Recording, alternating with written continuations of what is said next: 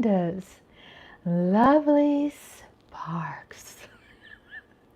I'm sitting here, I know I'm laughing, I'm feeling just a little guilty. And let me tell you why. I am never happy with my setup.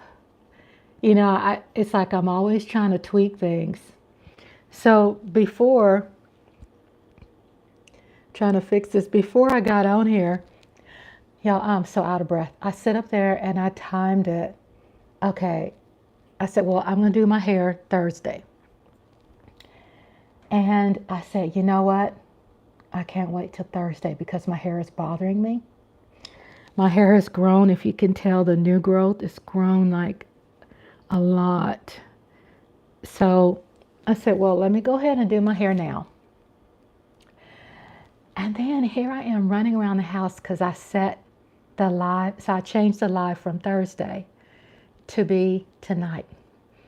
I'm running around the house trying to get my tea, trying to get my water, trying to get my mic and make sure everything is right. And it doesn't seem like, hi Lola, hello Lola, she's my Lola. Hope my volumes are working okay. I know I set up pretty fast. I'm like, when I cut on the, get everything ready and it's like the countdown, 5, 4, 3, 2, 1. I'm like, out of breath because I'm trying to get everything set up. I guess that's something that I need to, probably get used to, like be calm when I get ready to set up. But I said, well, I had it set for to do my hair Thursday, and I thought, I'm not going to be able to wait that long because my hair needs attention. And the last time I did it, if you can tell, see that new growth? It's like about an inch of new growth. I mean, it grows. And so it's irritating me. So I said, well, while I do my hair, I could talk about P.Diddy, Sean Puffy Combs, Sean Puffy Combs, Puff Daddy. It's just getting crazier. And I was trying to not ignore it. I got really upset when I first heard about it. And what forced me, because I heard all these accusations and allegations and things going on with him for years. And then all of a sudden, there's this raid on his house. Well, a couple of houses, mansions. I'm sorry, excuse me, it's not a house. It's a very big, beautiful mansion. All right, so I'm not trying to be in denial about what's going on. I'm not trying to avoid it. But when I start hearing things more and more, it's aggravating me. It's not making me feel uncomfortable. It's just aggravating the crap out of me about the things I'm hearing, right? And I'm hearing about these freak off parties, and I'm hearing about, and I get so frustrated because I'm old school. Old school means I remember when Biggie Smalls was alive. Hey, Eastside Harold, what's up? Houston Texans is in the house. Hello. Yeah, so P.Diddy, both of his mansions got raided by the FBI, right? Let me see if I can look up more information. But Eastside, have you not heard about that? Are you telling me you haven't heard about that? I thought I was the only one responding to this late. I'm going to look it up right now on the computer because I'm trying to figure out exactly what day was the raid. And I was getting more pissed than anything. I really didn't want to talk about him. But it just got worse, and it got worse. And I'm hearing more and more news. And I just thought it was funny when you said freak off. Yeah. So the freak off. Eastside, do you know what freak off mean? I'm just curious because this is the first time I've ever heard of it was today. So I've been really not wanting to pay attention to it. You do? Oh my God, where have I been under a rock? So I'm actually looking up what freak off means, okay? Because I don't want to get it wrong and I really don't know. All I saw was some quick coverage and it was P. Diddy on this setup. I think it was like a video music setup and and they were jumping on the bed and I heard something about freak off. And not that Drake was a part of it, but it was just showing some footage on a big gigantic mattress. Don't let me confuse you.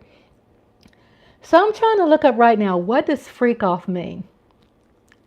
What does Siri, Alexa, Bing, somebody out there, tell me what freak off means? It's the first time I've ever heard of it. And the only thing I could think of is that it means something so extreme, so maybe far-fetched, addictive. That's what I'm thinking of because I think anytime someone speaks about the word freak, I'm not really thinking that it's normal. You know what I'm saying? You feeling me? Orgy. Well, hello. Is that Reese? Hey, Reese Cup. Hello, baby. Hello, Reese. Shout out to everybody in the room. Lola, Eastside Harold, Rosie, Reese Cup. Basically, yeah. Oh, so, okay. So your girl, Rhonda's Lovely Sparks, sometimes do sleep under a rock. And I'm going to go, what does freak off mean? I'm doing good, Reese. How are you doing? It's so good to see you. It's really good to see you. And you all need to help me understand this because I haven't been like in the zone, like really paying attention because I don't like being a part of. Hey, Abriel. Welcome. Hey, beautiful. I'm looking at your chat over here and I have to look over here because I got look at the camera. But at the same time, I'm so glad to see you all. Yeah, I've had to talk about it. I've come out at night. What they say, the freaks come out at night. The freaks come. Okay, I don't consider myself as I first have to look up to see what freak means. And you all have been helping me with this because I'm struggling. And it says a very unusual and unexpected event or situation. Right? Okay. Behave or cause to behave in a wild and irrational way. Oh, thank you, Abriel. I will tell him. Honey Pie, Hubby, NYG Hubby, Chef Hubby went to bed because he's been up, for days getting Easter dinner ready. And I haven't posted the pictures yet, so forgive me. I know I have to do that tomorrow. I have to be careful not to always overpromise, but gosh, Easter was yesterday. So I'm going to have to really post that. I mean, I'm like kind of falling behind. But I'm looking here. Behave in a wild, irrational way, typically because of the effects of extreme emotion, mental health, illness, or drugs. All right. Okay, P. Diddy, Puff Daddy, Sean Puffy Combs. I roll my eyes because I'm getting so effing frustrated because people don't really seem to give a dang and just, share, give me your opinion, okay? Because what I'm saying doesn't mean that everybody has to be in agreement. I mean, we're engaging in conversations. I'm trying to figure this out. I didn't really want to go live about it, but I said, well, let me do my hair and let me talk about this because, hair is a calming thing for me. I do my hair and I get calmed down. But what really got my attention, I mean, all of this got my attention, especially the raid, right? But really what got my attention was this guy on my YouTube that I'm subscribed to. He broke it down and he's a lawyer, okay? And and I'm trying to find my remote. And I don't watch them a lot because I don't like watching things that gives me too much stress. So I'm just trying to respect my mental health. But I'm looking up right now on my TV. I'm looking up YouTube. Yummy. I bet Easter dinner was delicious. Puff Daddy is a R. Kelly in the eyes. Yeah, am I right by saying that P. Diddy is worse than R. Kelly? Is that what you all picking up? Allegedly, yeah. You're right, April, allegedly. I wouldn't think there would be a raid that would come out like that, especially today, 2024, that someone's just going to act like back in the, but I'm feeling so, yeah. I hear you, April. I'm so glad to see you all here in the chat room with me tonight. So I was looking up on here, and I'll see if I could find it so I can give you all the name of the guy that I like listening to. Not a whole lot, but when it comes to something like this, I don't want to go with the gossip, even though the gossip catches my eye. Okay? So there's YouTube content creators are out there putting out a lot of stuff. And I have respect for the content creators. But right now, I'm looking online on my TV. I'm looking at all of this Sean Diddy combs on psychedelic toad venom, on Jimmy Kimmel. I'm just looking at, it's so much, Chris Brown and Diddy okay, so it wasn't Drake. I was wrong. It was Chris Brown and Diddy on enormous, okay, April, all this recent mess coming up, truly, question his young, beautiful wife, sudden, I know, were they married? I mean, my thing is, it just seems so suspect. Like, I'm going to go there. You ready? Are you ready to hear me now? I'm going to go there. Did he? I'm going to say it. I don't know. Hey, I don't want Puffy coming after my ass. Okay? That's probably why I haven't been talking about it. I have to say it. Oh, okay, April. He wasn't married to Kim Porter. Okay, I see. Oh, thank you for giving me updates because he wasn't married to her. Okay. Do y'all think with all this mess coming out, you think he killed Biggie Smalls? Dun, dun, dun, dun. I mean, think about it. I remember when I was around, okay, when Biggie Smalls, as far as it hitting the news that he got killed, and he was married to Kim. And, they divorced. They divorced, did they? I don't know. Y'all in the chat room got to tell your girl. But Biggie Smalls, what's our other boy? I should remember these names. I'm so sorry, I don't. But all these assassinations and the killings, right, of rappers, East versus West. Remember in the 90s, Biggie Smalls got killed, and it was just so disappointing to me. Then I'm hearing this, and the first thing that made me go on live too was when it hit me. And when it hit me, I was like, if this is the shadiness that's going on, and these killings and all this creepy stuff, and, J-Lo and all this stuff happening, all these lies on the street may have had something to do with his wife, Kim. Right. Like Kim Porter, all of a sudden this mysterious death that just really, really got to me. But are we going to be surprised if he had anything to do with Biggie Smalls' death? I mean, today looking at it, I think you were thinking about Tupac. That's it, Tupac, right?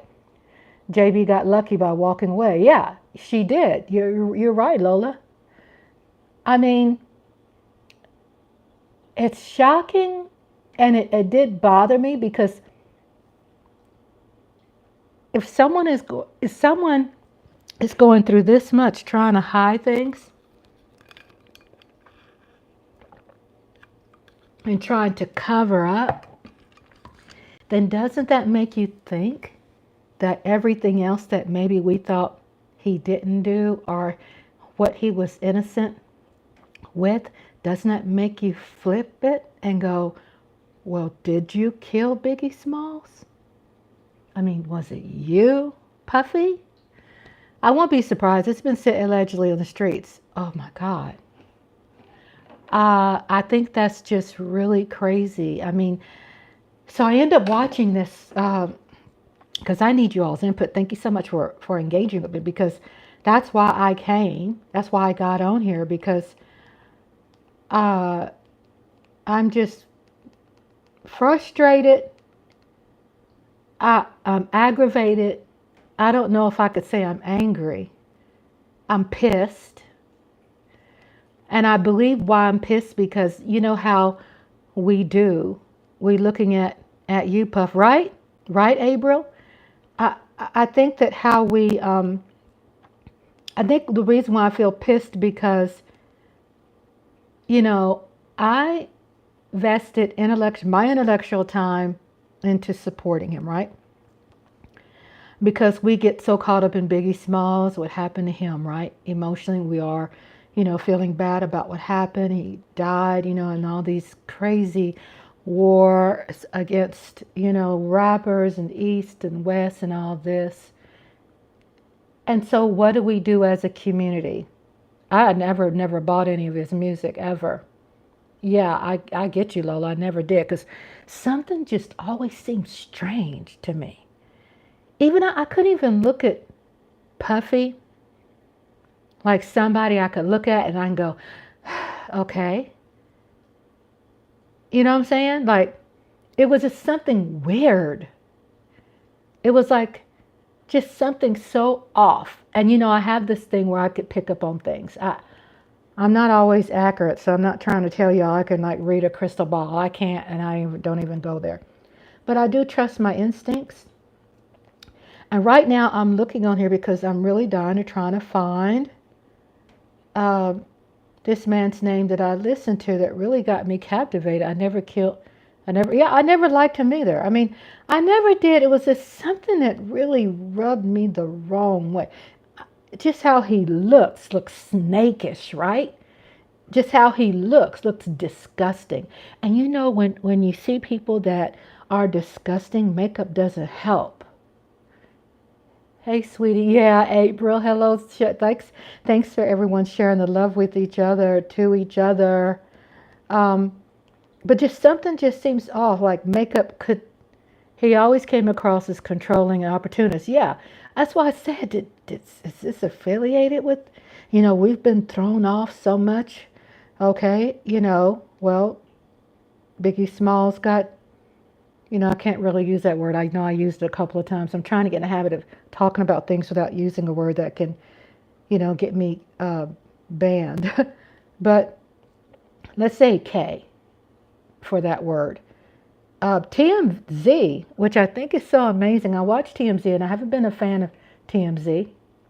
But what I think TMZ has been amazing is that they have been spot on. Okay? And it says here, Diddy investigates Scour Flight Manifest and Trafficking Probe. And then there's Court TV. And then it goes on and on. I think I found it. Is it Court? It's not Court TV. Even though I found some information on it. It was Court TV and it was something like Law and something. That's the name of it, Law and something. And it's not popping up because I'm scrolling down. But the point I'm trying to make basically, because I just wanted to get the name for you all, it seems to be a little bit more legit, even though it's not anything that I could say I really believe in, you know, because again, we see these are allegations, but again, my natural instinct says guilty. You know what I'm saying? Naturally. And then if he's guilty about that, it just seems so off cue, off key. He's a, I don't see being a freak as being complimentary at all. Freak is not complimentary. It's, I'm scrolling still trying to find it. It seems when someone is allegedly messing with minors,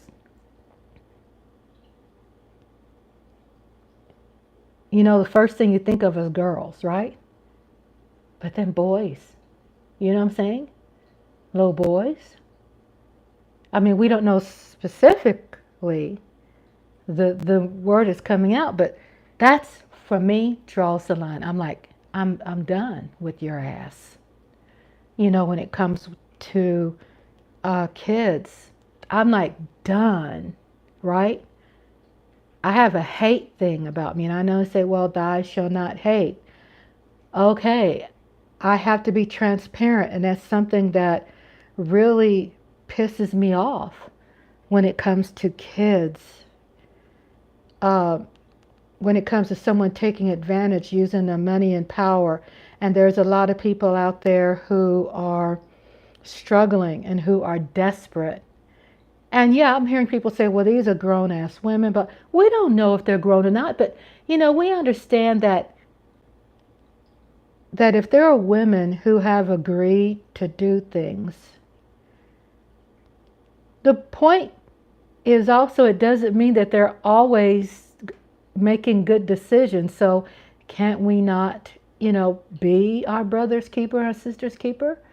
You know, do we just dismiss because someone has been taken for granted or taken advantage of because they're desperate, because they need money, because maybe they're drug addicts, for whatever reason? You know, you just don't allow anyone to feel that they can get away with taking advantage of someone, because we know when that happens, with that becomes power, right? With that becomes confidence building from the wrong direction, right? We don't need anyone feeling that they could build confidence in taking advantage of people, all right? But let's just skip that part and let's get to children. You know, it just really disgusts me of how far this has went. P. Diddy's freak offs. Alexa, please help your girl. Okay, sex, drugs, hidden cameras. All right, this was 6 days ago. Ford freak off leak. Okay, so here it says, feds discover. I'm not one to ignore sexual abuse children. So Yeah. Authorities have reported exactly what evidence they found against Diddy, and it's bad. So don't forget to subscribe. So they're talking about the actual evidence that they have found on P. Diddy. We're talking about today. This makes me want to just get sick. Talking about the baby exposes the truth behind Diddy's freak offs. You know, I'm going to log in my chat room because I know you all have been chatting with me. Thank you so much, because I have to read what you all are saying to me. Because I want to know. I want to know what you all are feeling. I want to know, you know, what's happening here. I've gotten to a point where I need to, you know, open my eyes and really see. Not that I'm in denial and trying to ignore what's going on. It's just I had some goals I had set for myself. So I was trying to ignore the noise, right?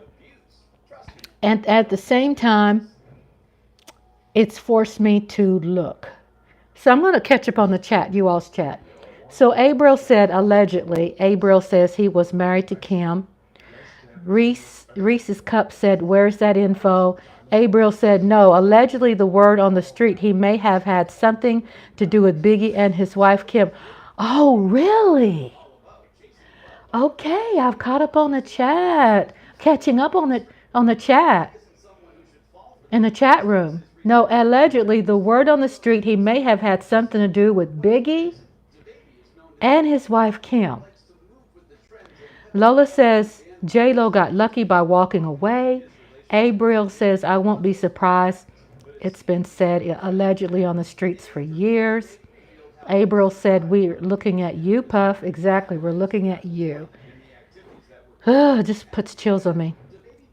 Um, Abriel said he's always came across controlling opportunist. See, I've never paid attention that much, and now it's that's something that's important for us to pay attention, right? Um, Abriel says, and to find out he's been having hundreds of affairs with men and women, boys and girls. I have zero tolerance for abuse on kids. Exactly, Abriel. I'm right there with you. He groomed Usher. Oh, really? Really, Lola? Oh. Abriel said, I am not the one to ignore sexual abuse on children. I cannot do that. Ah, right. Sickens, and Abriel says, sickens my stomach. It's not okay. It's not. He needs to go down. I think just instinctively, just me being a woman, and that means that has validity, because we know and can see things, I mean, God, I do feel this way, that God has blessed us women to be able to have a third eye, fourth, fifth, sixth eye, not trying to belittle men, but I'm just saying, I'm speaking for myself, that we have been given a gift because we bring life into the world, right? We give birth. So God gives us these instincts, right? These extra instincts, especially when it comes to children. Something just seems very sickening to me, disgusting. So I'm hearing all these excuses, like with the baby is just trying. He's saying it. The baby, who's a rapper, is trying to keep his career alive. Do you notice all these excuses are coming up, where his attorney is coming out and trying to, of course, defend Puff Daddy, that we see that's the norm. But the excuses that they make, right?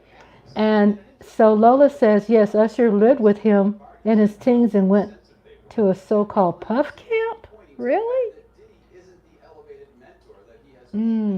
Right here, they said that Puff Daddy was known as an elevated mentor. And then we find out, wow, while our eyes are somewhere else, then Diddy monopolizes, and like you said, and the opportunity to take advantage of people.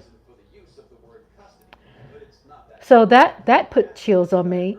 We could say, well, Cassie, was involved with him for many, many years.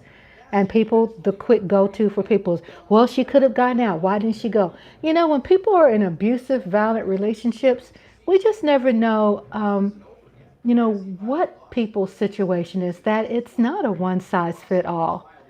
It's the industry. Yes, Eastside. Harold said it's the industry.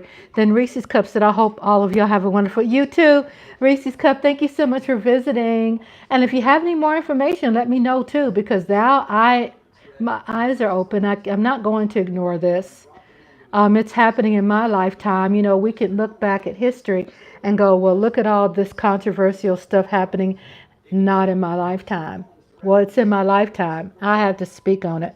And like Eastside Harold said, it's the industry. The industry makes me sick. The industry makes me sick. There are many times, that's why I never went and pursued, doing an album. And I'm saying this from another, my personal experience doing an album, because I had plenty of opportunities to do an album and sing and get signed on, with a record label, right? There are things I'm so glad that I was strong enough to say no, because it is an industry. Even if it's people who are not as wealthy. Okay, I'm going to read that. Uh, Abriel said, Google Puffy and Kimora. You meant Puffy? Puffy and Kimora Simmons. Kimora was John Porter's bestie. She has spoken openly about her believing Diddy killed her. And Abril says, continues to say, and it's alleged he set Kamora's house on fire because she was so vocal. Have a good, I mean, yeah. What it looks like from what I'm feeling, like what Abril was saying, and what I've heard here and there, other people who know him, this man was dangerous and is very dangerous. I mean, very dangerous. Abril said, Puffy, Lord have mercy, autocorrect is embarrassing. It's okay. I knew what you were saying. I knew what you were saying, Abril. Um, I'm looking at all these IQ. What makes me sick too is that all these years people have been saying something, and just now something is being maybe done about it. I mean, is it the system is created to discourage you from saying anything? I mean, obviously, right? Because the first go-to, if a woman or a man, or just like there was this guy, who was this guy that came out and everybody was suspecting Tyler Perry, right? And he said it was somebody very powerful in Hollywood. Remember that? What's his name? And he said he has facts, he's got tapes, he's got everything. This guy who used to be on Tyler Perry's movies, he played a lot of movies I liked. Do you all know who I'm talking about? Well, he came out and he said he couldn't hold it in anymore, and he came out and he said he has all this stuff, right? Maybe I can ask Alexis. Let's see if I can get that. Alexis, find out for me a man who talked about someone in Hollywood took advantage of him and he couldn't hide it anymore. What is his name? So let's see what Alexis tells me. And he played in a lot of Tyler. Okay, Christian Keys. Y'all know who I'm talking about now? Christian Keys. He came out. And in the whole world, that guy from Saints and Sinners, exactly East Side. That's it. That's it. Because to be honest with you, me and my husband really liked that series. Really liked it. So Christian Keys comes out. Did y'all hear about that? He comes out. And then it looks like the whole trajectory of the momentum of emotions went to Oprah, Tyler Perry, right? No one didn't seem to come up with Puffy. So my question is Puffy the one that ran this on Christian Keys? Was that who he was talking about? Because Tyler Perry is not in the circle of Hollywood. Tyler Perry owns his own thing, right? Where is he out of? Georgia? It's not, okay. So Eastside Herald said it's not just Puffy. And April said, did he ever come out and say who it was? Oh my God. Was it Diddy? Exactly, April. We thought it was Tyler Perry, but oh my God, is it Diddy? Exactly. That's what I was thinking. Because Tyler Perry where's the studio, y'all? It's in Georgia? Because, and then they were talking about T.D. Jakes and all that. So Tyler Perry Studios location, I think it's in Georgia, right? Atlanta, okay. So Tyler Perry Studios officially moved into 330 acres of the former Fort McPherson complex. So my thing is, okay, so if you have Christian Keys who's talking about how all this happened to him, and he said someone very powerful. April said he kept saying it wasn't Tyler Perry, but I still thought it was until now. Now, right? Me too, April. I did too. And okay, yes, I did watch Shannon Sharp's interview, who interviewed Cat Williams. I was so involved I was so looking at that. I was so staring and watching what Cat Williams said. I'm guilty. I watched it a second time. Okay? Christian Keys exposes. And it says Christian Keys exposes Hollywood. Right? So I'm looking this up. People are saying who did it.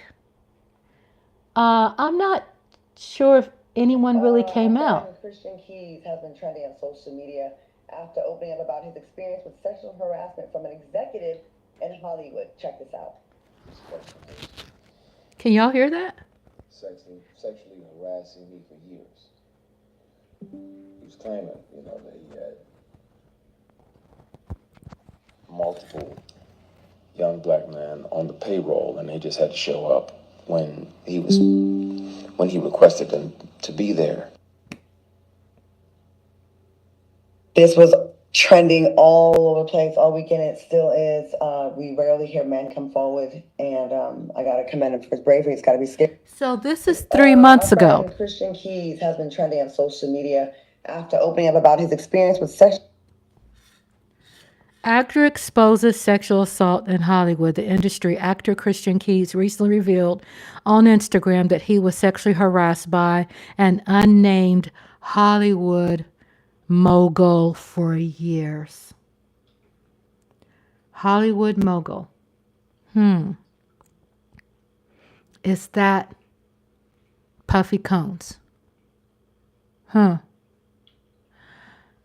And then what was so sad is that it seemed to have just disappeared, right?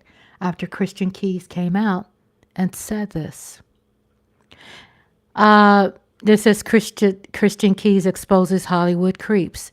But it seemed that he denied that it had anything to do with Tyler Perry. But we never paid attention to really looking at Puffy Combs. The way he described it, isn't that a good fit? How Christian Keys was describing?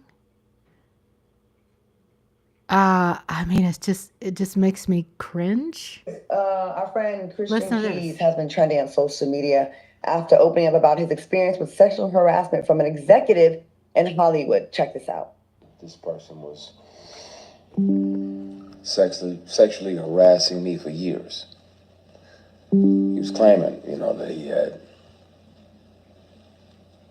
multiple young black men on the payroll, and they just had to show up when he requested them to be there. This was trending all. So that's what made me come on live tonight, because I had an aha moment when I started putting 2 and 2 together. For me, Tyler Perry has never been described as a mogul, even though he's a billionaire. But Puffy has always went out of his way to make sure that he was considered as a mogul, as someone who's a billionaire. The bragging rights, it's like I am struggling with talking about this. At the same time, I'm struggling with calling it the names that I need to. I need to just come straight out.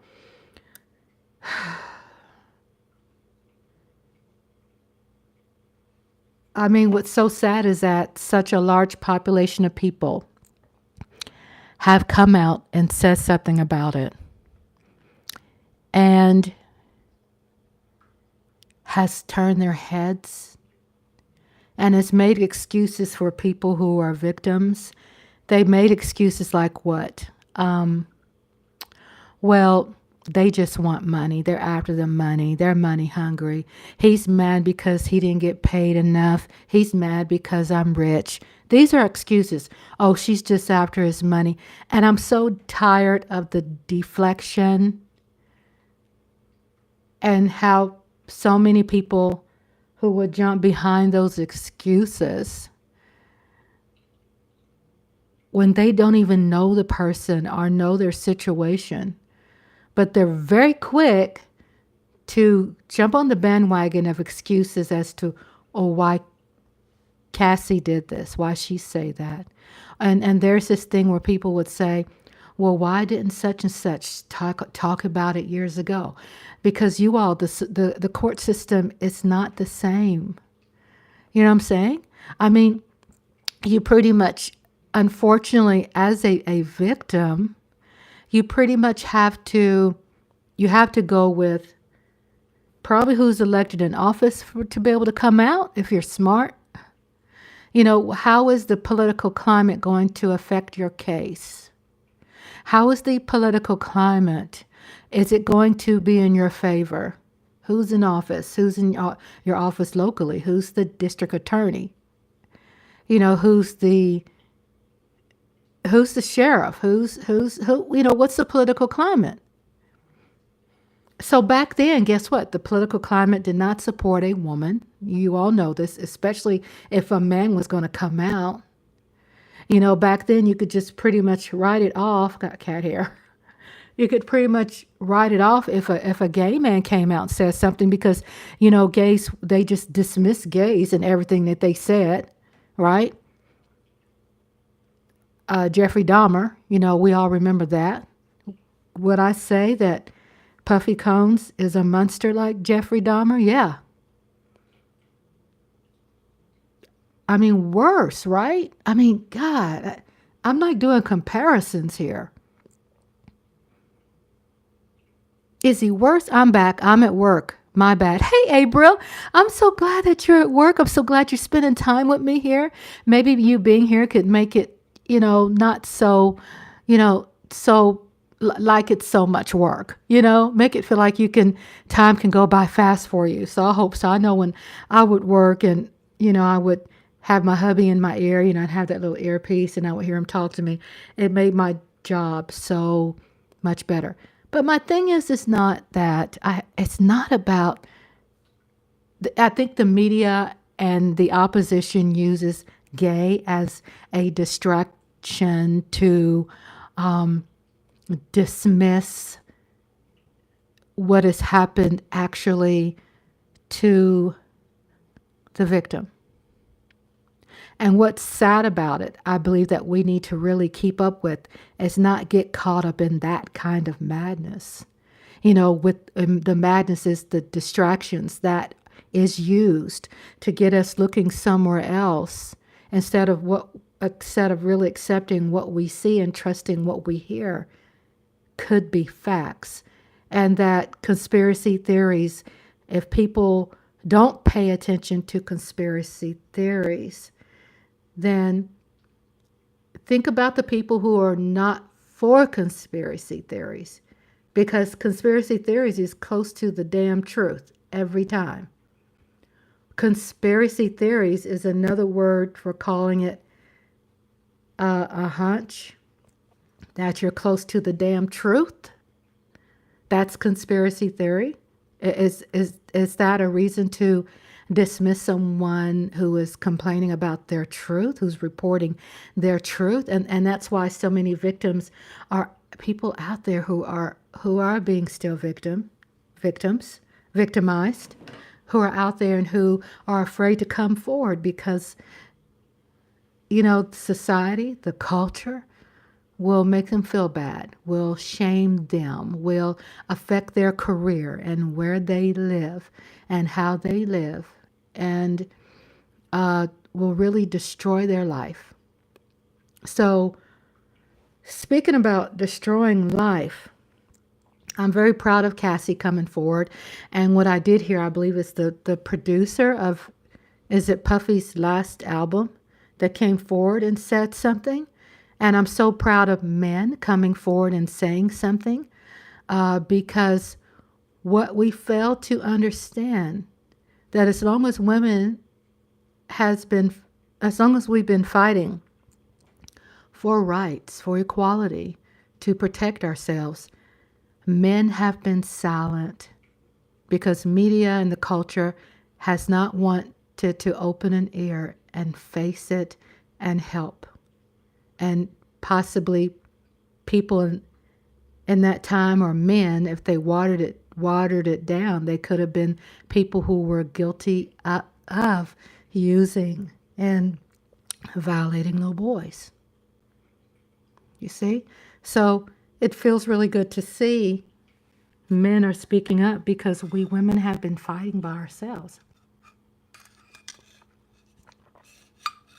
That's how I feel, because I'm a woman. Usually, like hubby is sleeping right now. Usually, sorry, I'm trying to. My eye's itching. I'm just trying to put my hands around these freak offs. And first day, actually today, I'm 1 year old today, finding out. Oh, okay. So April, hey April, I'm going to read your chat right now. April said, enjoying our conversation tonight, Miss Rhonda, putting two and two together, and allegedly that spells P.D. Allegedly. Yeah. You go back and listen to what he said, and it's like the perfect fit, right? What Christian Keys, who Christian Keys was talking about. On social media after opening up about his experience with sexual harassment from an executive in Hollywood. Check this out. This person was sexually harassing me for years. He was claiming, that he had multiple young black men on the payroll, and they just had to show up when he requested them to be there. This was trending all over the place all weekend. It still is. We rarely hear men come forward, and I got to commend him for his bravery. It's got to be scary. Got to be scary. This is from trying to find out her name, Claudia Jordan. Claudia Jordan's video that I found. And what April posted was absolutely makes me cringe too. You no longer feel guilty feeling anymore. Allegedly, this is true. Yeah. It's like the perfect fit. That the shoe fits Puffy, right? The shoe fits Puffy. It hit me. I had to come on live. That sounds more of his niche. Okay, y'all, I got the name. So the guy was telling you about, it's called Law and Crime Network. L-A-W, Law and Crime Network. She's a model. Okay, Lola, thank you. Lola said she's a model. Okay, thank you for telling me. So the name of his show is called Law Crime Sidebar with Jesse Weber, Weber, and he's been covering this, and I've been really paying attention. He had like 96,000 hits. He posted this 4 hours ago. So, what I think it's funny, yeah, Claudia Jordan, yes, Lola. What's funny? You and I, me and you, we put two and two together, and we're saying, well, Puffy could be that person, right? That Christian Keys was talking about. Okay. Why isn't the media speaking on that? You notice that? This is what I love about YouTube. This is what I love, why I love being a content creator. This is why I like watch. That's why I support other content creators, because it seems like we get it right. We don't have a boss. We don't have an MSNBC, CNN, Fox News boss to breathe down our necks to keep us from saying what we feel. We're correct. So April says, and someone who always stays grooming people and rewards of career opportunities in the industry. His behavior allegedly spells sex offender, to say it bluntly. Yes. April says, Lola forgot about Claudia. So many. I had to say something. We have to say something, because I'm old school, and I'm the kind of person, I say that when you ignore something, it will come back and haunt you. And it can. Don't ignore it. I'm trying to clamp this on me. so I could talk to you all. So this guy, who's pretty amazing, I'm going to find his thing that I listen to. Even though I have my own opinion, you know what I'm saying? I have my own opinion. So I'm not so caught up in someone else's opinion that I'm blinded. But it does open my heart and mind to really pay attention to what I feel. But when I listen to someone else, and this guy particularly, he gets my eyes going, whoa. So no, I didn't hear that from him when I came up with my thought on Christian Keys, that Puffy could be that one, not Tyler Perry. I got on live because that's what I felt.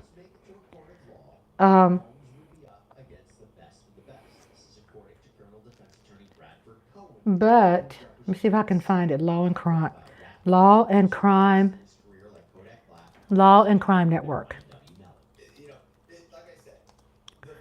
Okay, here he is. Law and Crime Network. Excuse me. I am subscribed to them. I just started subscribing to him. And I'm looking up his show that I'm watching right now. 7 disturbing P.Diddy videos that resurfaced during sex trafficking. Okay, so I'm trying to find his, here it is, his video today. So I'm turning off my TV so I could play this. And some recently resurfaced videos could point investigators in that direction, or in the right direction. And if this does make it to a court of law, Combs would be up against the best of the best. This is according to criminal defense attorney Bradford Cohen, who has represented several high-profile rappers and musical artists in his career, like Kodak Black, Drake, and YNW Melly. You know, like I said, the feds don't have evidence to make an arrest. They have evidence to make a conviction. Just the photos and videos of the raids in the homes of Sean. So what I was listening to, it says 7 disturbing P. Diddy videos that resurfaced during sex trafficking investigation. This was put out 4 hours ago. Oh my God, and you see Justin Bieber. Welcome to Sidebar, presented by Law and Crime. I'm Jesse Weber. It has been quite the week since Homeland Security agents swarmed the residences of Sean Diddy Combs out in Los Angeles and Miami. The rapper, producer, mogul, reported billionaire. He always goes by mogul. So anyway, that was the aha moment. But y'all can chat. I'm going to be doing my hair while I listen to this, okay? I hope this is not too loud. Insights in the aftermath of all of this. Now, to be clear, here is where we're at right now. At the time of this recording, all federal authorities have said so far is that the raids were happening in connection with some sort of ongoing investigation, which sources say has to do with human trafficking. In fact, the New York Post reported that a Department of Homeland Security officer told them, quote, "We believe that there is a disturbing history of sex trafficking. We're responding to concrete, detailed, explicit allegations. This is not random. We didn't choose his name out of a hat. We had allegations that we're following up on." Okay, so we're going to get into all of that in a bit. But when we talk about human trafficking, which is generally speaking when you exploit somebody for labor or services or commercial sex, not necessarily more specifically what we're talking about is sex trafficking. So that is recruiting, transporting, soliciting somebody for the purposes of commercial sex, usually through fraud, force, coercion. The person is a minor under 18 years of age. So you think about what kind of evidence they're trying to collect to support those kind of potential charges or related charges. But since the news came out about these raids, there are a lot of videos that are surfacing of the music mogul, some of which we're looking at now in a different context, to say the least. Let me talk about this video. There was video and photos that seem to show where Combs is right now, because Combs appears to still be hanging out in the Miami area. A fitness coach said he was visiting a restaurant on Friday when he happened to see Combs and some of his friends in line. I'm down here at Pura Vida by my pad, run into the man right here. What's up? Miami's like that. It's a movie. Combs apparently flashed an L, said, "Love, what's up?" The day before, he was reportedly spotted at a Top Golf in Miami with his teenage daughters. Seems to be pretty relaxed for a guy whose empire could potentially be at stake and he could potentially be facing criminal charges. But this is significant. This is very significant because there was speculation at the time of the raids that Combs had fled the country. After all, reports indicated that Combs's private jet had flown to the Caribbean on the day of the raids. Now it has since returned back to Florida, but we didn't know where Combs was. In fact, we did live Q&A shows with our viewers on the Long Crime Network, and that was one of the #1 questions we kept getting asked. Where is Combs? Or how can you get him back if he's in another country? What about extradition? Well, Combs' attorney, Aaron Dyer, he did release a statement criticizing the raids, but also said, quote, and I thought this was so interesting, "Mr. Combs was never detained but spoke to and cooperated with authorities. That led me to believe that there was a strong chance he never left the country." Okay, so it seems like he's in Florida. Something to keep in mind, though. Combs, who's gone by the names Diddy, P.Diddy, Puffy, and more, he has not been arrested, okay? He has not been arrested. He has not been criminally charged in connection with any sort of trafficking investigation. Right now, this just appears to be an investigation. So sick. However, when I look at his face. we spoke with Tracy Walder, a former CIA and FBI special agent, who says it is only a matter of time before Diddy is charged. So I absolutely believe, and again, simply my hypothesis, he is innocent until proven guilty, that he will be arrested and indicted on sex trafficking charges. I have no doubt about that. And I do believe that he was most likely the kingpin of this. These girls, what that tells me, if it's out of the Southern District of New York, is this is spanning multiple states, and that he is trafficking or allegedly trafficking girls across multiple states, across the United States. This isn't just an isolated incident. And that could very well be true. Disturbing. Her opinion has been shared with other analysts I've spoken to. So it's not outside the realm of possibility. Because if you think about it, if this is in fact an investigation from the Southern District of New York, those federal prosecutors, they sought search warrants based on probable cause of criminal conduct. So they were able to get a judge to sign off on those search warrants. Perhaps they were basing this off of witness interviews or some other piece of evidence, but these raids were for the purpose of gathering evidence, not to arrest anybody, but gathering evidence. So now that they have, or seem to have, whatever they were looking for, it will take some time to analyze and process this evidence. It's also possible that they're issuing subpoenas to individuals. They're building a case before they possibly go before a grand jury to officially indict Combs and others. Not saying that's what's going to happen, but it is something to think about.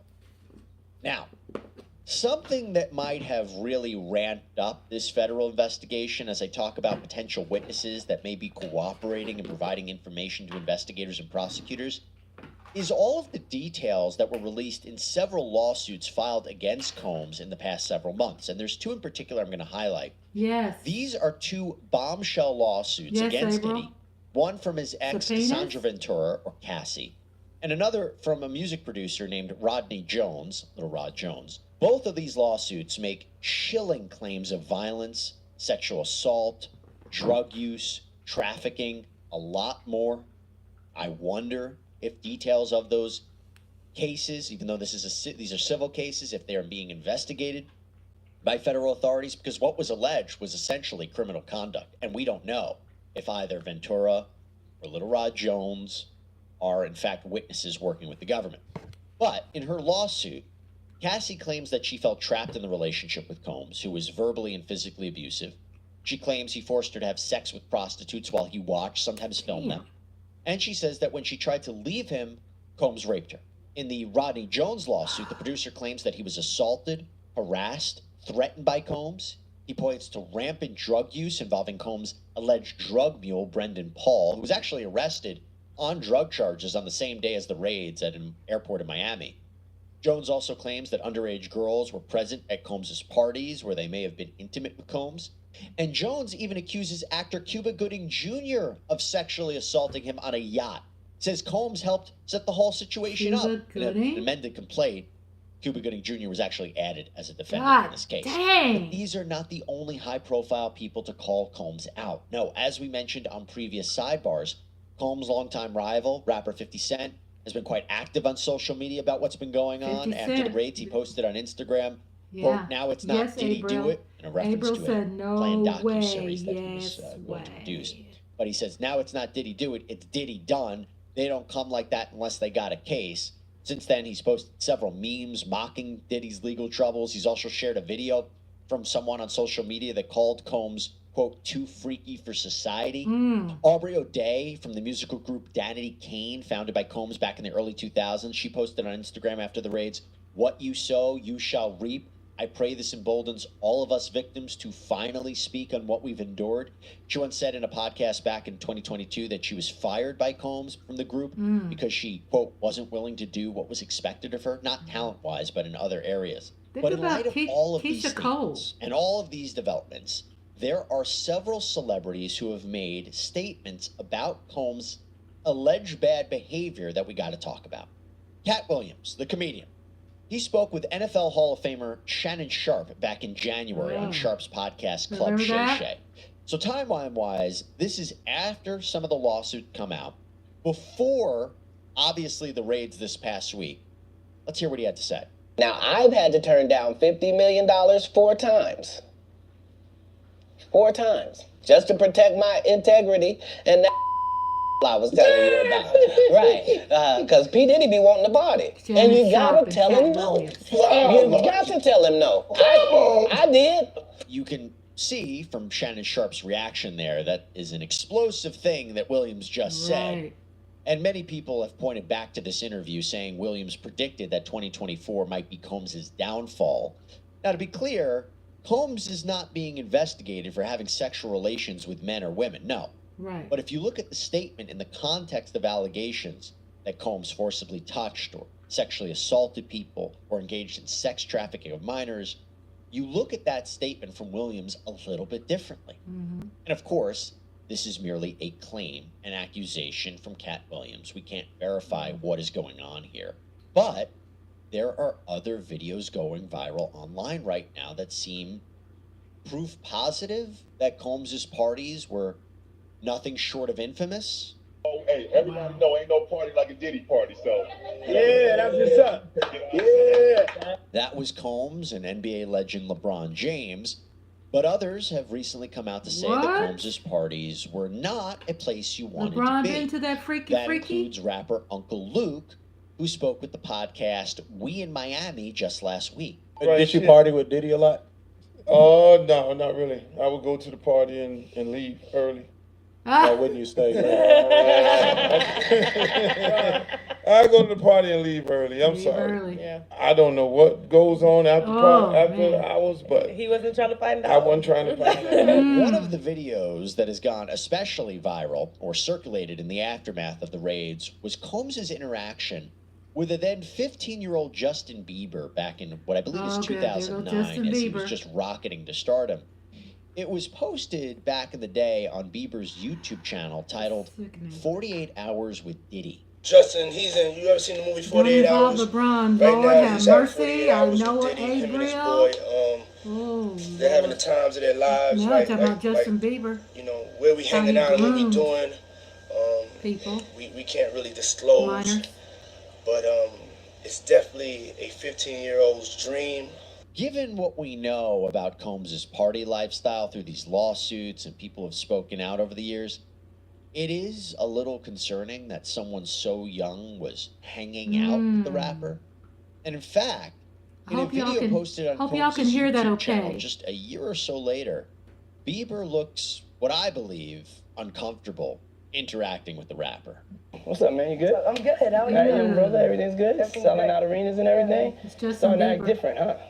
You ain't been calling me and hanging out the way we used to hang out. Well, I mean, you try to get in contact with me, through all my, partners and whatnot. But you never really got my number, so. Okay. Remember? Yeah. I'm gonna tell you my number. Yeah. Justin Bieber's visit with Combs wasn't the first time the music executive had a rising star at his home. Hey, Christy! R&B icon Usher Hello, was the one beautiful. who actually signed Bieber to the record label, and Combs was the one who produced Usher's first.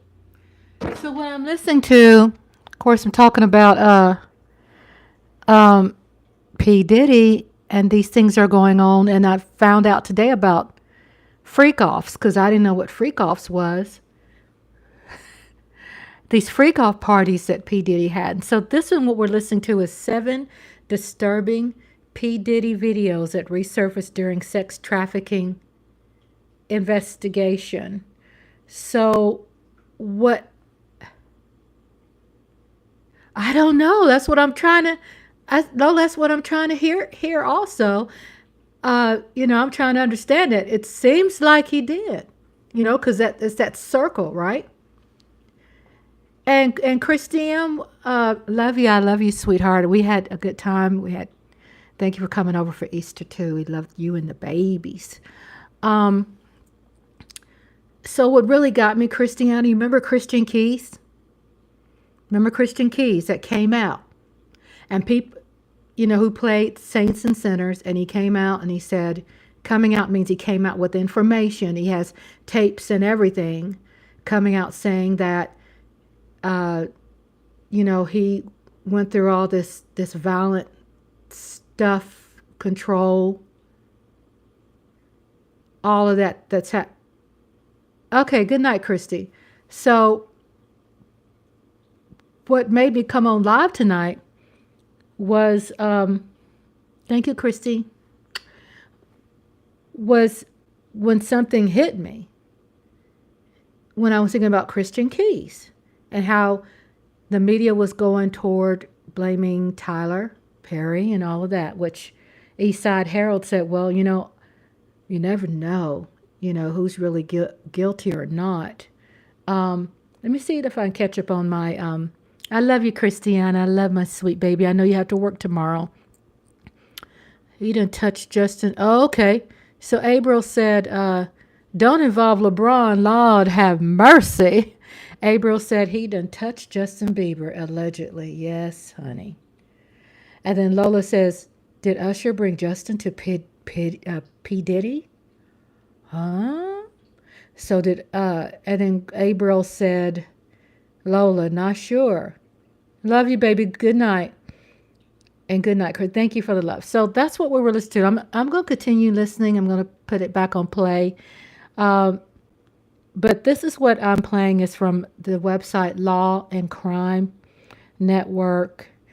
He has 5.74 million subscribers. He's really legit when it comes to him talking about these situations. So I'm going to put him back on play so we can see what else they're talking about. I think right now they're talking about Justin Bieber. First album. So Usher said during an interview with Howard Stern back in 2016 that his year living with Combs as a teenager was intense. It was curious. I got a chance to see some things. Yeah, but you were 13. What were you seeing? I went there to see the lifestyle. Right. And I saw it. And it was, but I don't know if I could indulge and understand what I was even looking at. It was pretty wild. Usher also told Stern in that interview when asked if he would allow his kids to do the same, he replied emphatically, hell no. Hey, everybody. So I want to thank Morgan & Morgan for sponsoring this episode of Sidebar. Always love talking about them. Now, here is the incredible thing about Morgan & Morgan, and one of the reasons why I like talking about them so much. Hey, say something about our big wins. Not supposed to come on camera. The reason Morgan & Morgan, America's largest personal injury law firm, is so big, and I'm sure you can guess it, is because they win a lot. And that's mind-boggling. He's not through. He's got some more things he has to say.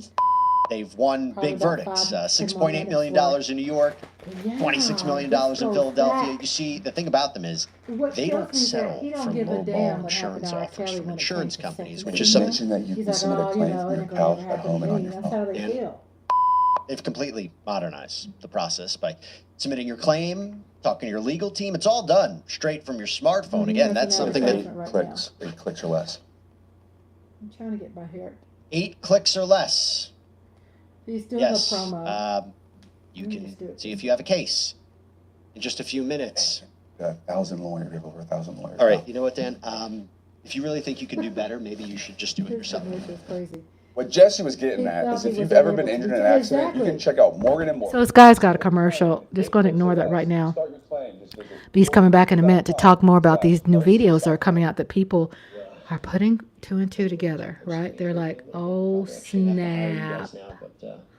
I just think it's weird how they're not putting two and two together when it comes to us feeling that Christian Keys was talking about that. Okay, here he goes. This video where it seems two worlds have collided. You may have seen the recent documentary Quiet on Set, which looked at alleged abuses, labor violations, and overall just weird behavior on the Nickelodeon sets in the 90s and early 2000s. In the documentary, a few of the former cast members of the SNL-style kids show All That talked about being forced to participate in very uncomfortable scenes. Now, Combs made a guest appearance on that show in 2002. This video, in light of these allegations, rumors, speculations, it has also made the rounds. P.Diddy? What's up? We can't wake up Shane. You try symbols? Yep. What about sour milk? Didn't work. Tell you what, take this toy helicopter, put it down his pants. All right, we'll do it. We'll do. The video goes on to show them doing just that, and the boy screams, and with a then 15-year-old Justin Bieber back in what I believe is 2009, as he was just rocketing to stardom.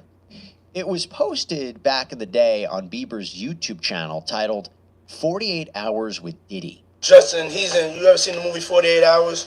Right now, he's having 48 hours with Diddy, him and his boy. They're having the times of their lives, like, you know, where we hanging out and what we doing.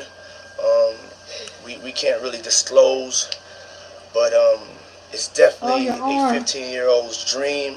Given what we know about Combs' party lifestyle through these lawsuits and people have spoken out over the years, it is a little concerning that someone so young was hanging out with the rapper.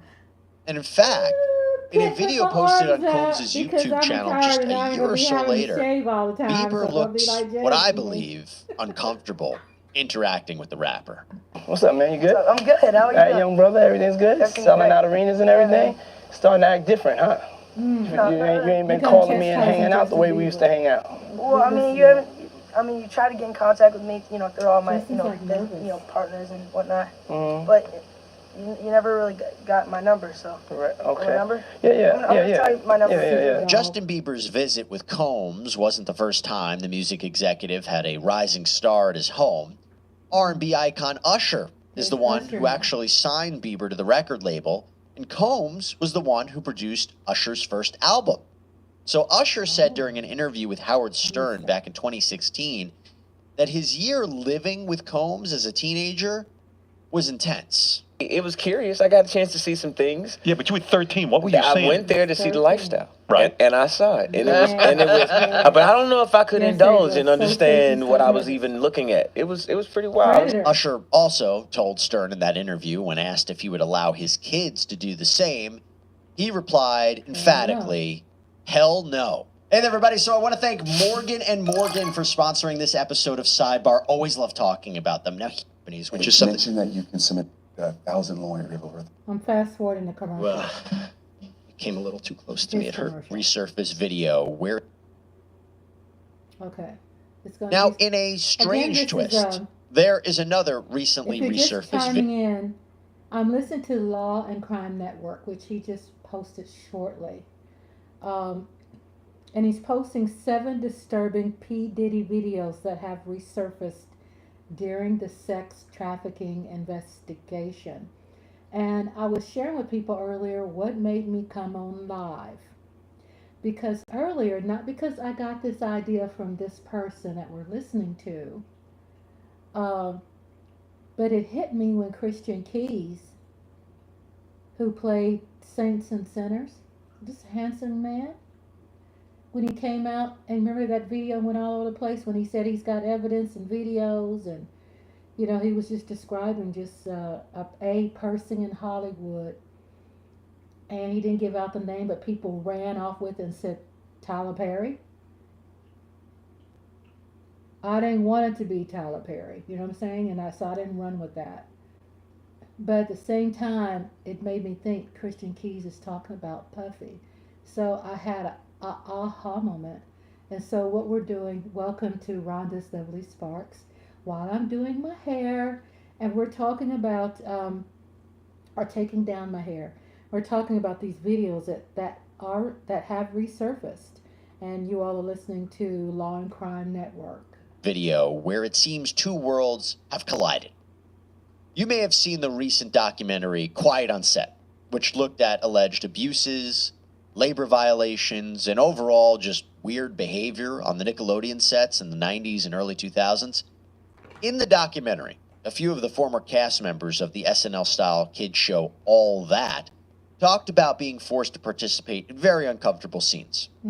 Now, Combs made a guest appearance on that show in 2002. Okay, now I'm following it. This video, in light of these allegations, rumors, speculations, it has also Puffy made Combs the rounds. on Nickelodeon. P.Diddy, Oh. What's up? we can't wake up Shane. You try symbols? Yep. What about sour milk? Didn't work. Tell you what.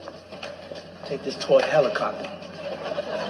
Put it down his pants. All right, we'll do. The video goes on to show them doing just that. Who And says the boy that on screams in Nickelodeon? pain when the helicopter is turned on.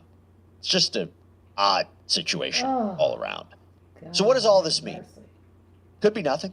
Could just be odd statements, odd encounters that we look at a little bit differently now in 2024.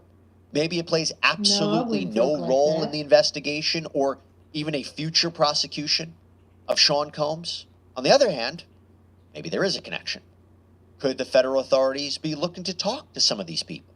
Nadia Shihata, one of the New York federal prosecutors in the infamous R. Kelly trial that sent him away for decades on child pornography charges and sex trafficking charges, says investigators want all the information they can get. I think prosecutors will talk to anyone they think has relevant information. Now, that doesn't mean they'll start with a subpoena. It usually starts with a reach out to see if someone will voluntarily speak to you. If that doesn't work and the prosecutors and agents think that the person really has relevant information, then their status as a celebrity is not going to stop them from getting subpoenaed and potentially having to testify. That was a really good interview, by the way, with Nadia Shihata. I encourage everybody to check it out. We interviewed her last week on Sidebar. But as I mentioned, a day after the raids at Combs' homes, his attorney, Aaron Dyer, put out that statement. And he said in part, quote, "There was a gross overuse of military-level force as search warrants were executed at Mr. Combs' residences. This unprecedented ambush, paired with an advanced coordinated media presence, leads to a premature rush to judgment of Mr. Combs and is nothing more than a witch hunt based on meritless accusations made in civil lawsuits." So we asked defense attorney Brian McMonagle, who represented Bill Cosby and rapper Meek Mill, for his reaction. April says, Tyler Perry, Oprah, and more, shaking my head. We never ever thought of the obvious Diddy. Helicopter down his pants, right? On Nickelodeon? My question is, what's going on with these producers and stuff where they haven't, I don't know if you can hear me. Sorry, my mic is way over here. My question is, what's going on with the producers of Nickelodeon that they didn't feel that that was inappropriate? I mean, come on now. I'm living a really good life here. I've lived long enough, right, to be true to myself and how I say things and how I talk. Somebody like Puffy that comes out and says something like that on a children's channel in front of minors and feel that confident saying what he does, he's been doing this for many, many, many, many years. Many years he's been behaving this way, and many years people have covered for him, covered up, and also allowed him to do what he wants to do. Nickelodeon let him do and say that? To that statement. Perfection. He's obviously represented by a great lawyer, and that's the... So we asked defense attorney Brian McMonagle, who represented Bill Cosby and rapper Meek Mill, for his reaction to that statement. Perfection. He's obviously represented by a great lawyer, and that's the exact response that you want. This is an indication from the defendant, if he is going to be a defendant, that they're not messing around, that they're not going to lie down. It's unequivocal. It's I'm innocent, and if you've got something, bring it. And so I don't know that you could have crafted a better statement, and I think it's an indication of what's to come, because if they are going to bring charges, this is a case that's going to go to trial. So what ammunition does a future prosecutor have in their arsenal? Well, electronics were apparently removed from Combs's home, which could include digital evidence like video or audio files, but also emails and text messages. It appears the reporting indicates that firearms were also removed from the home, which could be interesting if we're talking about illegal firearms possession charges. And we know that the horrific accusations from the lawsuits could factor in. I always thought it was interesting that the investigation and the raids happened after these lawsuits were filed. It is very possible that some of these plaintiffs from these lawsuits are cooperating with federal authorities in this criminal investigation. Prosecutors would definitely want to have a strong number of witnesses standing behind them, ready to testify about what they've seen when they were in Combs's orbit, what they experienced, and some recently resurfaced videos could point investigators in that direction, or in the right direction for them. And if this does make it to a court of law, Combs would be up against the best of the best. This is according to criminal defense attorney Bradford Cohen, who has represented several high-profile rappers and musical artists in his career, like Kodak Black, Drake, and YNW Melly. You know, like I said, the feds don't have evidence to make an arrest. They have evidence to make a conviction. That's what they're looking for. Whether or not they could indict someone, they could indict, anyone. They could find enough evidence to indict anyone on the planet. That's not what they're looking for. They're looking for enough evidence. When they bring a case, they're looking for enough evidence to convict. That's why they have a 99% conviction rate. That's why the Southern District of New York is the Southern District of New York. It's a very serious district. But on the other hand, what if this is all overblown and the investigation goes nowhere, or proves that Combs isn't involved in any of this at all? Would he have any recourse either against the government or the people who spoke with the government? Unfortunately, no, because regarding the raids on his house, those are done pursuant to a search warrant that a judge reviewed. Unless there was a lie in that search warrant, if the search warrant was truthful and the affidavit that was attached to that search warrant was truthful, they are relying on evidence and relying on individuals that gave statements, and the judge is then relying on reviewing that and signing off on it, and they would have immunity from any sort of lawsuit, even if they find nothing. Yeah. Because it was based on good faith, and there's a good faith exception, and there's also an immunity for prosecutors that are bringing cases. So he wouldn't have a case against them. He may have, if it becomes total BS, he may have civil remedies against individuals. So April said, exactly where were the adults? And then Coyote says even deeper than Diddy or Epstein. And then April says, Coyote, exactly. Coyote says there is evil in this world, and I am glad that people are waking up. How are you, Rhonda? Hey, Coyote, I'm doing fine. I'm doing fine. How are you doing? April says, I thought Epstein was bad. P.Diddy got him, and R. Kelly beat allegedly. For real. Yes. Way beat. Coyote, I was good to know that Coyote, I was saying earlier what made me come online. I was thinking about Christian Keys. I don't know if you heard about Christian Keys, who was also one of the actors on about 3 months ago or so, who came out and said that there is this powerful Hollywood mogul that's out there, and he said so much abuse that he had experienced, and he came out, right? And he said he's got all these tapes and stuff. Well, I thought, well, let me go live, because it came to my mind about putting two and two together, because the media ran off with it being Tyler Perry or T.D. Jakes, which we really don't know 100%.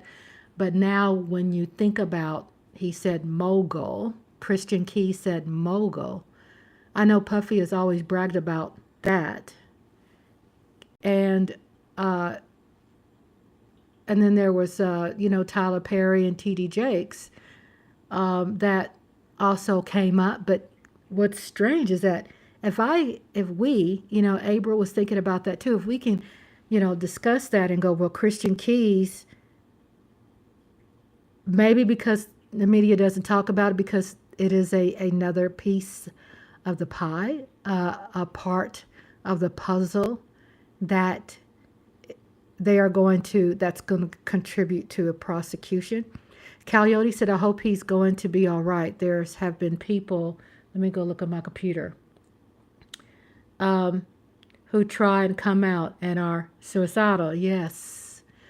So we just pray that, these people that are talking about it have a very good support system, to help them through this.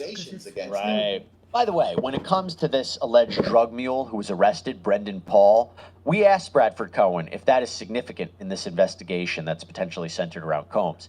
He says, maybe not really. Listen, I've represented a lot of entertainers through my 27 years. Drug cases, gun cases, other cases such as this. The fact is that everybody always wants the top dog. Like the feds don't want Rodney Smith or whoever it is. They don't want any of those people. They don't want the drug mule. They'll probably give that guy immunity. They don't want any of these people. Who they want is whoever is the top dog in that, because that's what gives them the press. So it is going to be very interesting to see how all of this shakes out now that the story has taken the world by storm. And of course, we will keep you updated here on Sidebar as new information comes in. Thank you so much for tuning in. Thank you so much for watching us. As always, please subscribe to Sidebar on Apple Podcasts, Spotify. That was interesting how he's come up with some more current information. I'm just reading right now some more things that have come out. I really like the direction, that he takes. I'm mad at our 3-letter agencies and government for not releasing information. On the other hand, they may be going for a big sting operation. I agree. I mean, all these videos and all this information that's coming out, it's interesting how it's coming out now because it's the climate for it. Maybe there's a supportive climate out there because I'm so glad to be able to see that during my lifetime, that I could see a supportive climate. But I can't trust it. So the supportive climate, I'm thinking that the people, we, the people, hold people accountable by using media, by peaceful protesting, I'm talking about peaceful protesting, but use the media against these people to make them do their job, or they wouldn't be doing their job. Yes, it's very sickening, April.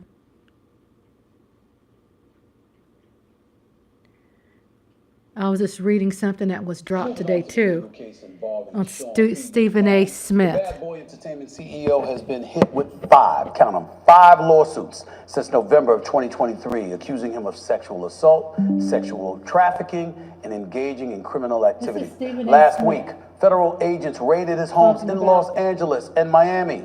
Combs was not at either location, but his sons, Justin and Christian, were detained and handcuffed during a raid of his home in Los Angeles. No one better to talk to about this matter than my next guest. She is obviously a legal expert for CNN. She's a best-selling author. She's a civil rights attorney, commentator obviously for CNN. Like I said, the one and only Areva Martin. How are you? Fantastic. The word fantastic certainly can be applied to Sean P. Diddy Combs right now. So many people have looked at the situation, and they said, this looks bad, but somehow, some way, it might be all pomp and circumstance, just a manner in which to embarrass him. Obviously, you know in the law the way that you do, how serious are these allegations and how much trouble is Sean P. Diddy Combs in? Well, the Homeland Security is not raiding your home to embarrass you, so let's just disabuse accuse ourselves of that notion. Now, whether he actually gets charged, we don't know, because so far there are no criminal charges that have been filed against him. But clearly, there was enough evidence to present to a magistrate judge to get. So the person who is speaking right now is award-winning civil rights attorney, CNN legal analyst, and radio host. Her name is attorney Ariva Martin. She joins the show talking to Stephen A. Smith. Search warrants to go into his home and to confiscate, matters from his home. We were told, or media reports, that there were electronic devices and other things taken away from his home, and that he was even stopped in an airport in Miami, and things were, phones, I imagine, were confiscated from him. So all very serious, nothing that anyone would want to happen to them. Obviously, his lawyer is denying any wrongdoing. He's categorically denied all of the charges that have been lodged against him in those civil complaints. But I think it's too soon for anyone to know what's going to happen in this case from a criminal standpoint. We already know civilly he's paid some settlement amount to Cassandra Ventura Cassie. And there are other ex-girlfriend, other civil lawsuits that are pending, seeking millions of dollars in compensation. So, and he's lost a lot of his business opportunities, and people have walked away from him, as people tend to do when those kind of allegations are made against you. What are we to make of the fact that it was Homeland Security, Miami, Los Angeles, respectively, as opposed to just the LAPD or the local police department? What are we to make of the fact that Homeland Security are the ones who raided both homes? Yeah, that's a good question. Homeland Security has a specific unit that focuses.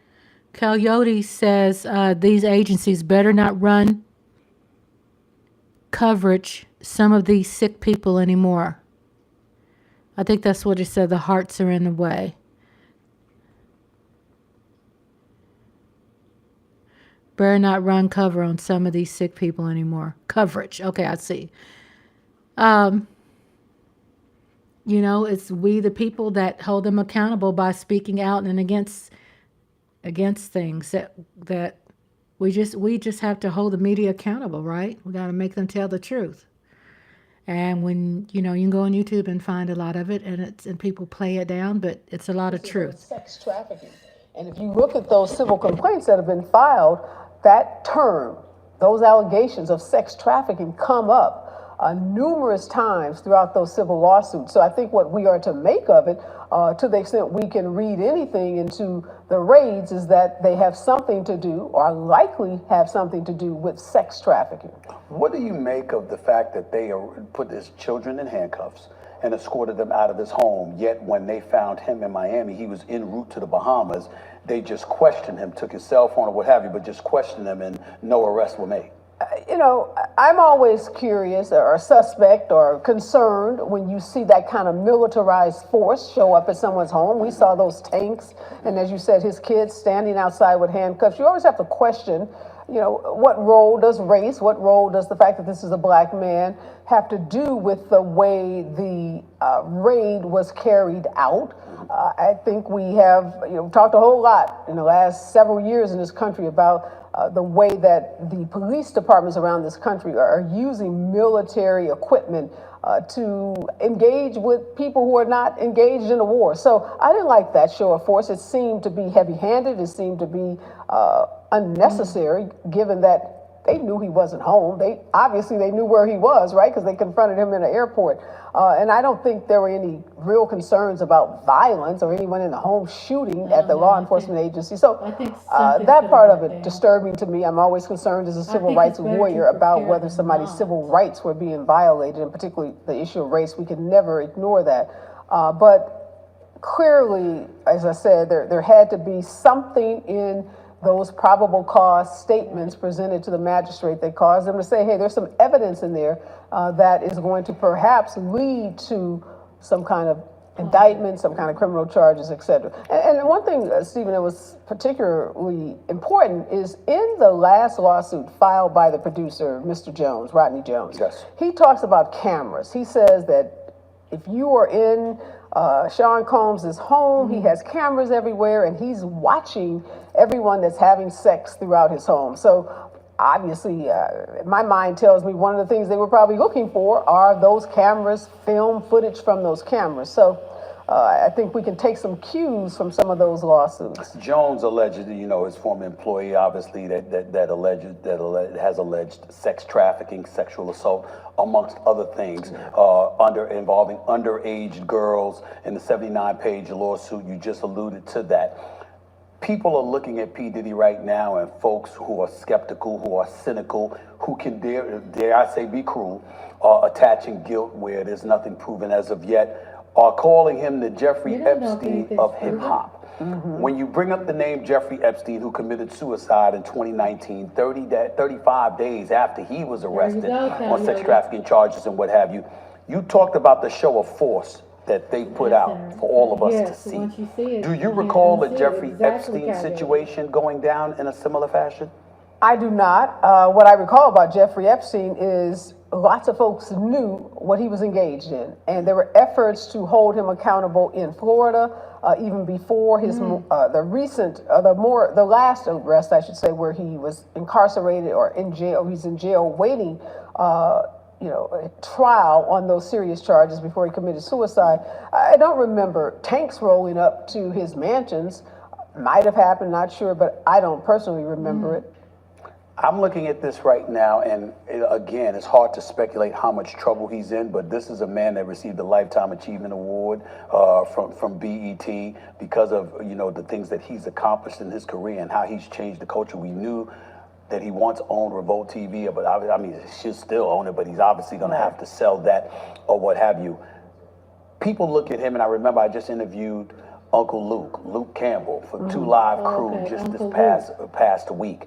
And he talked about how Kanye West probably has a worse chance of P. Diddy from recovering from all of this because he attached religion to some of his verbiage and some of the things that he was saying, whereas you look at a guy like P. Diddy, as much as harmful as these allegations may be, you got to prove that he's guilty of such a matter. When you think about what he has to endure, what's coming down the pike, knowing the law the way that you do, knowing law enforcement and how they can really come at you, how much danger do you perceive P. Diddy being in terms of his reputation? Is it something he can recover from in your estimation?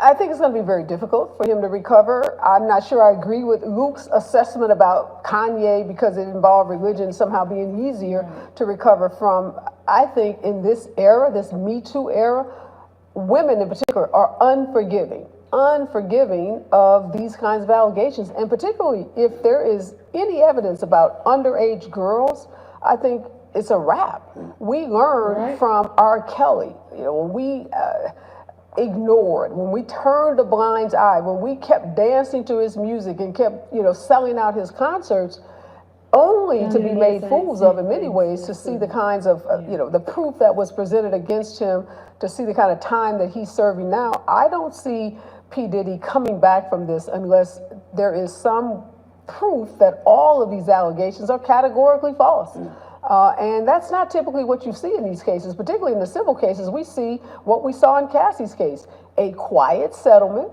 a non-disclosure agreement, and it kind of goes away. But the allegations haven't gone away. The lawsuit has gone away. We don't know what they settled for, but he's never been exonerated from the allegations that Cassie has made. So I think this is a different era. I think in this era, those kinds of allegations can be the death knell of your career. If this was an actor, the chances of him acting in another movie, I think, would be slim to none.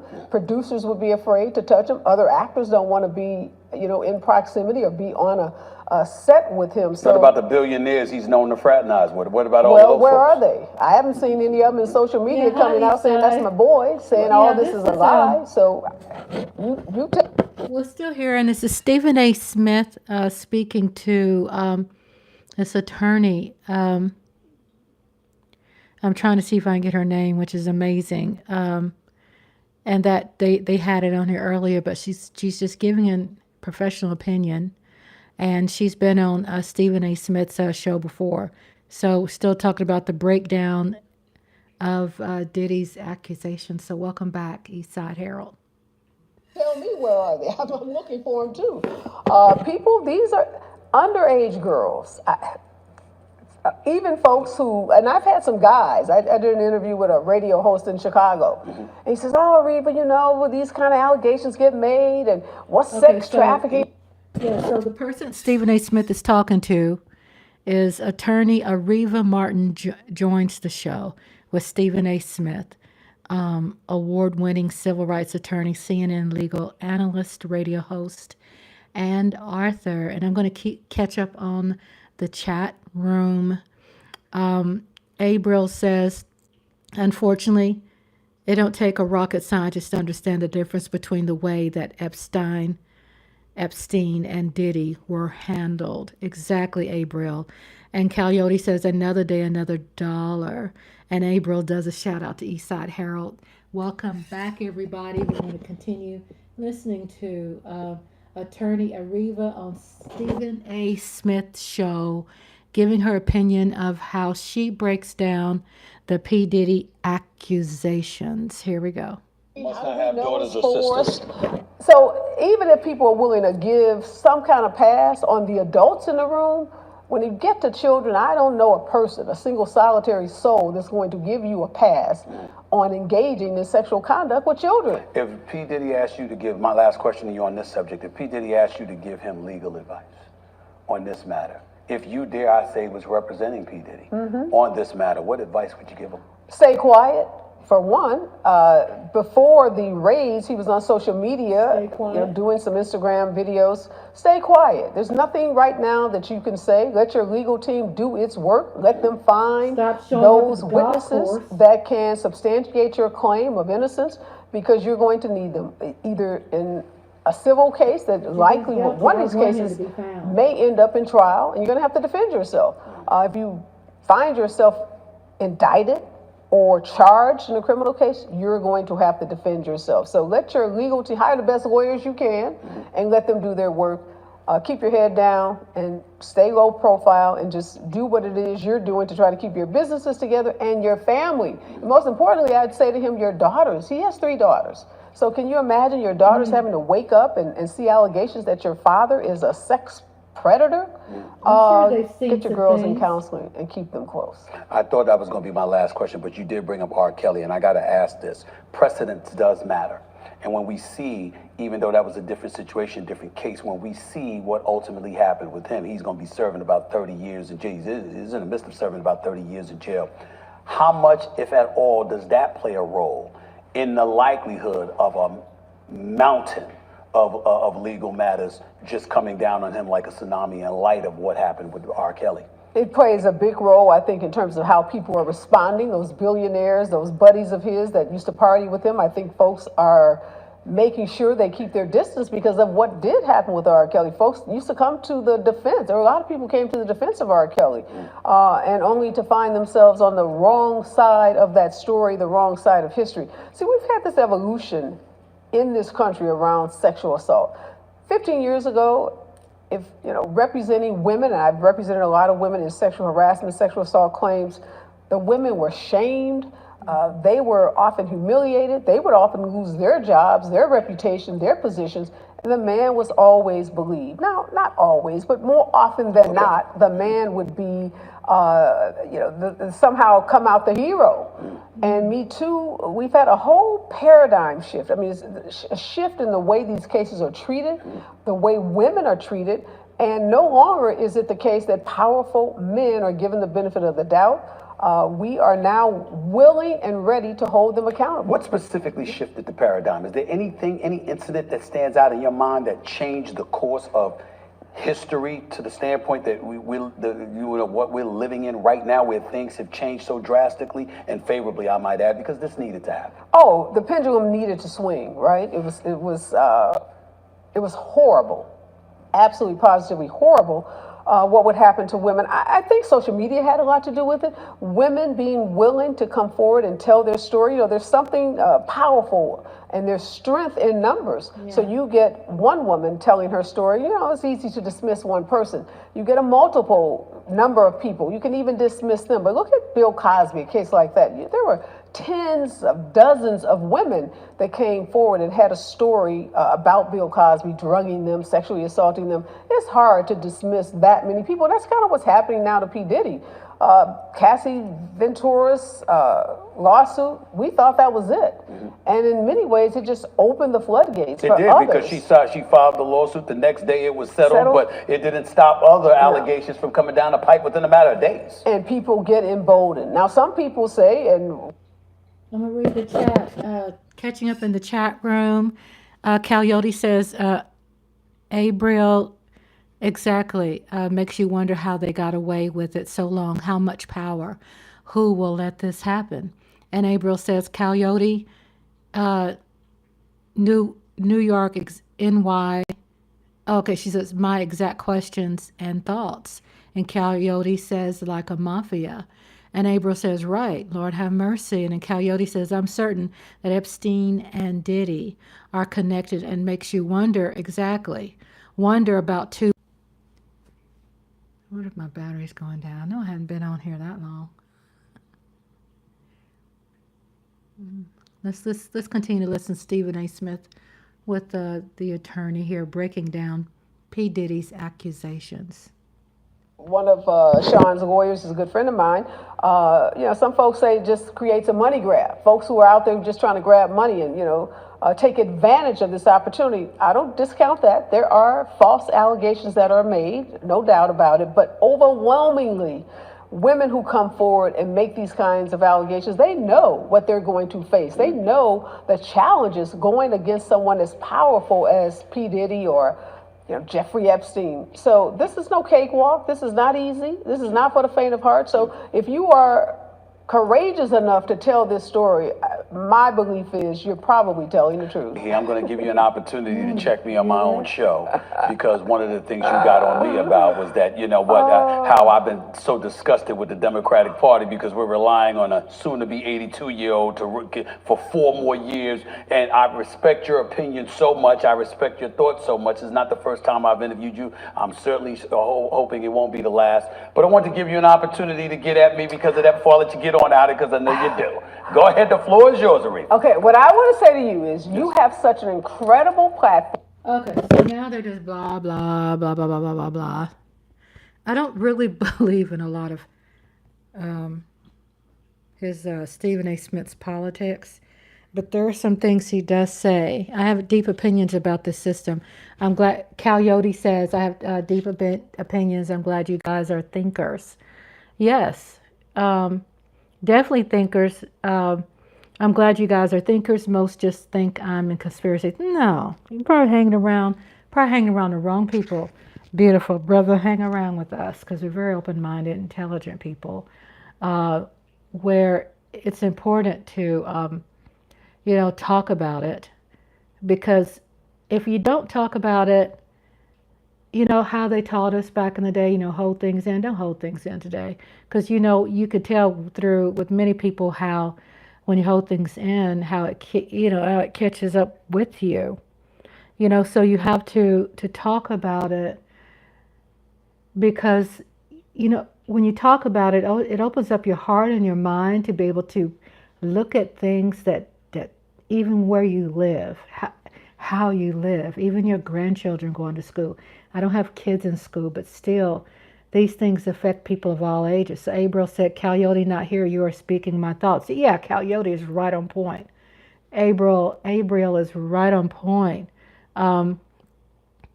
It's just a really disturbing situation. I was saying also earlier in my title, I was talking about freak-offs, these parties. What gets you to a point where you indulge in these kinds of behaviors, right? Sorry, I got hair. I'm trying to do my hair. I got my shebe. What gets to the point where you can have a freak-off party, right? That's my thing. That's the thing what I'm talking about. Let's see, and I was trying to Google this before. My keyboard has been acting really strange. But I want to look up what is a freak-off party. And I know that, thank you all for sharing what it is, because I'm listening to you and I hear you. And then what I found out was that you have Tyrese here that's talking about this, and he goes, it's disgusting predators. In the chat room, you all said something about that. So I have heard it's a control tactic, blackmail by use of drugs and sex. Yeah, I mean, I was sleeping under a rock, y'all. I just heard about this. And also Tyrese, and you have these other people, Farnsworth. Isn't that funny? Remember Farnsworth with P. Diddy? He was always the one who was holding the umbrella for P. Diddy. Farnsworth Bentley leaks disturbing freak-off details from Diddy's hidden parties. My goodness. Shall we get into this? Shall we? We shall. Let's check this out. Lawsuits and people turning against Diddy, it was widely anticipated that Farnsworth Bentley, one of Diddy's assistants, would speak up about why he left Diddy. Finally, that day has arrived, and he's revealed how he allegedly escaped Diddy's freak-off. What do you think Diddy and Farnsworth Bentley's real relationship was? Concubine.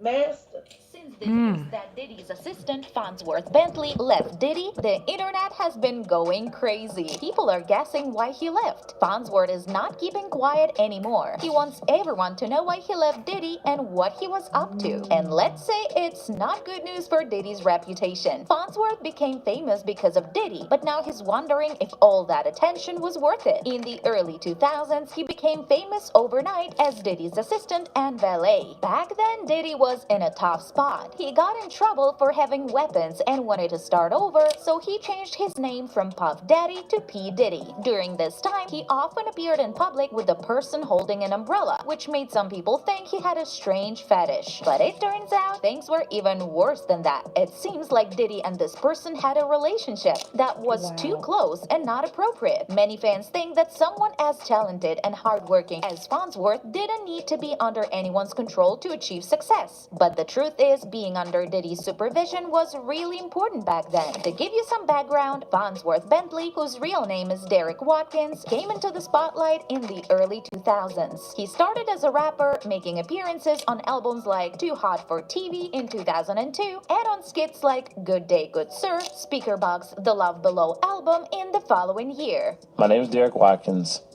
I started working at a job in hip-hop. You get a nickname. So we have Coyote says they have people that control our culture, our narratives. It's literally an upside down world. I hope everyone awakens and realizes that we the people are in control. Exactly, Coyote. Exactly. I mean, that's all we have. We the people. Just because we have people that are leaders or just because people are billionaires don't mean that they make good decisions. They don't. They're very flawed. Just like his name ain't Busta Rhymes. Who gave you the nickname? Tony De Niro. Actually, Puff's boy did. In 2004, he appeared in Kanye West's music video for The New Workout Plan. Farnsworth also worked as If you all are just tuning in, we're listening to some more information. We also listened to Stephen A. Smith, who interviewed a civil rights attorney talking about P. Diddy. We talked about how what inspired me to have this video was when I was tying into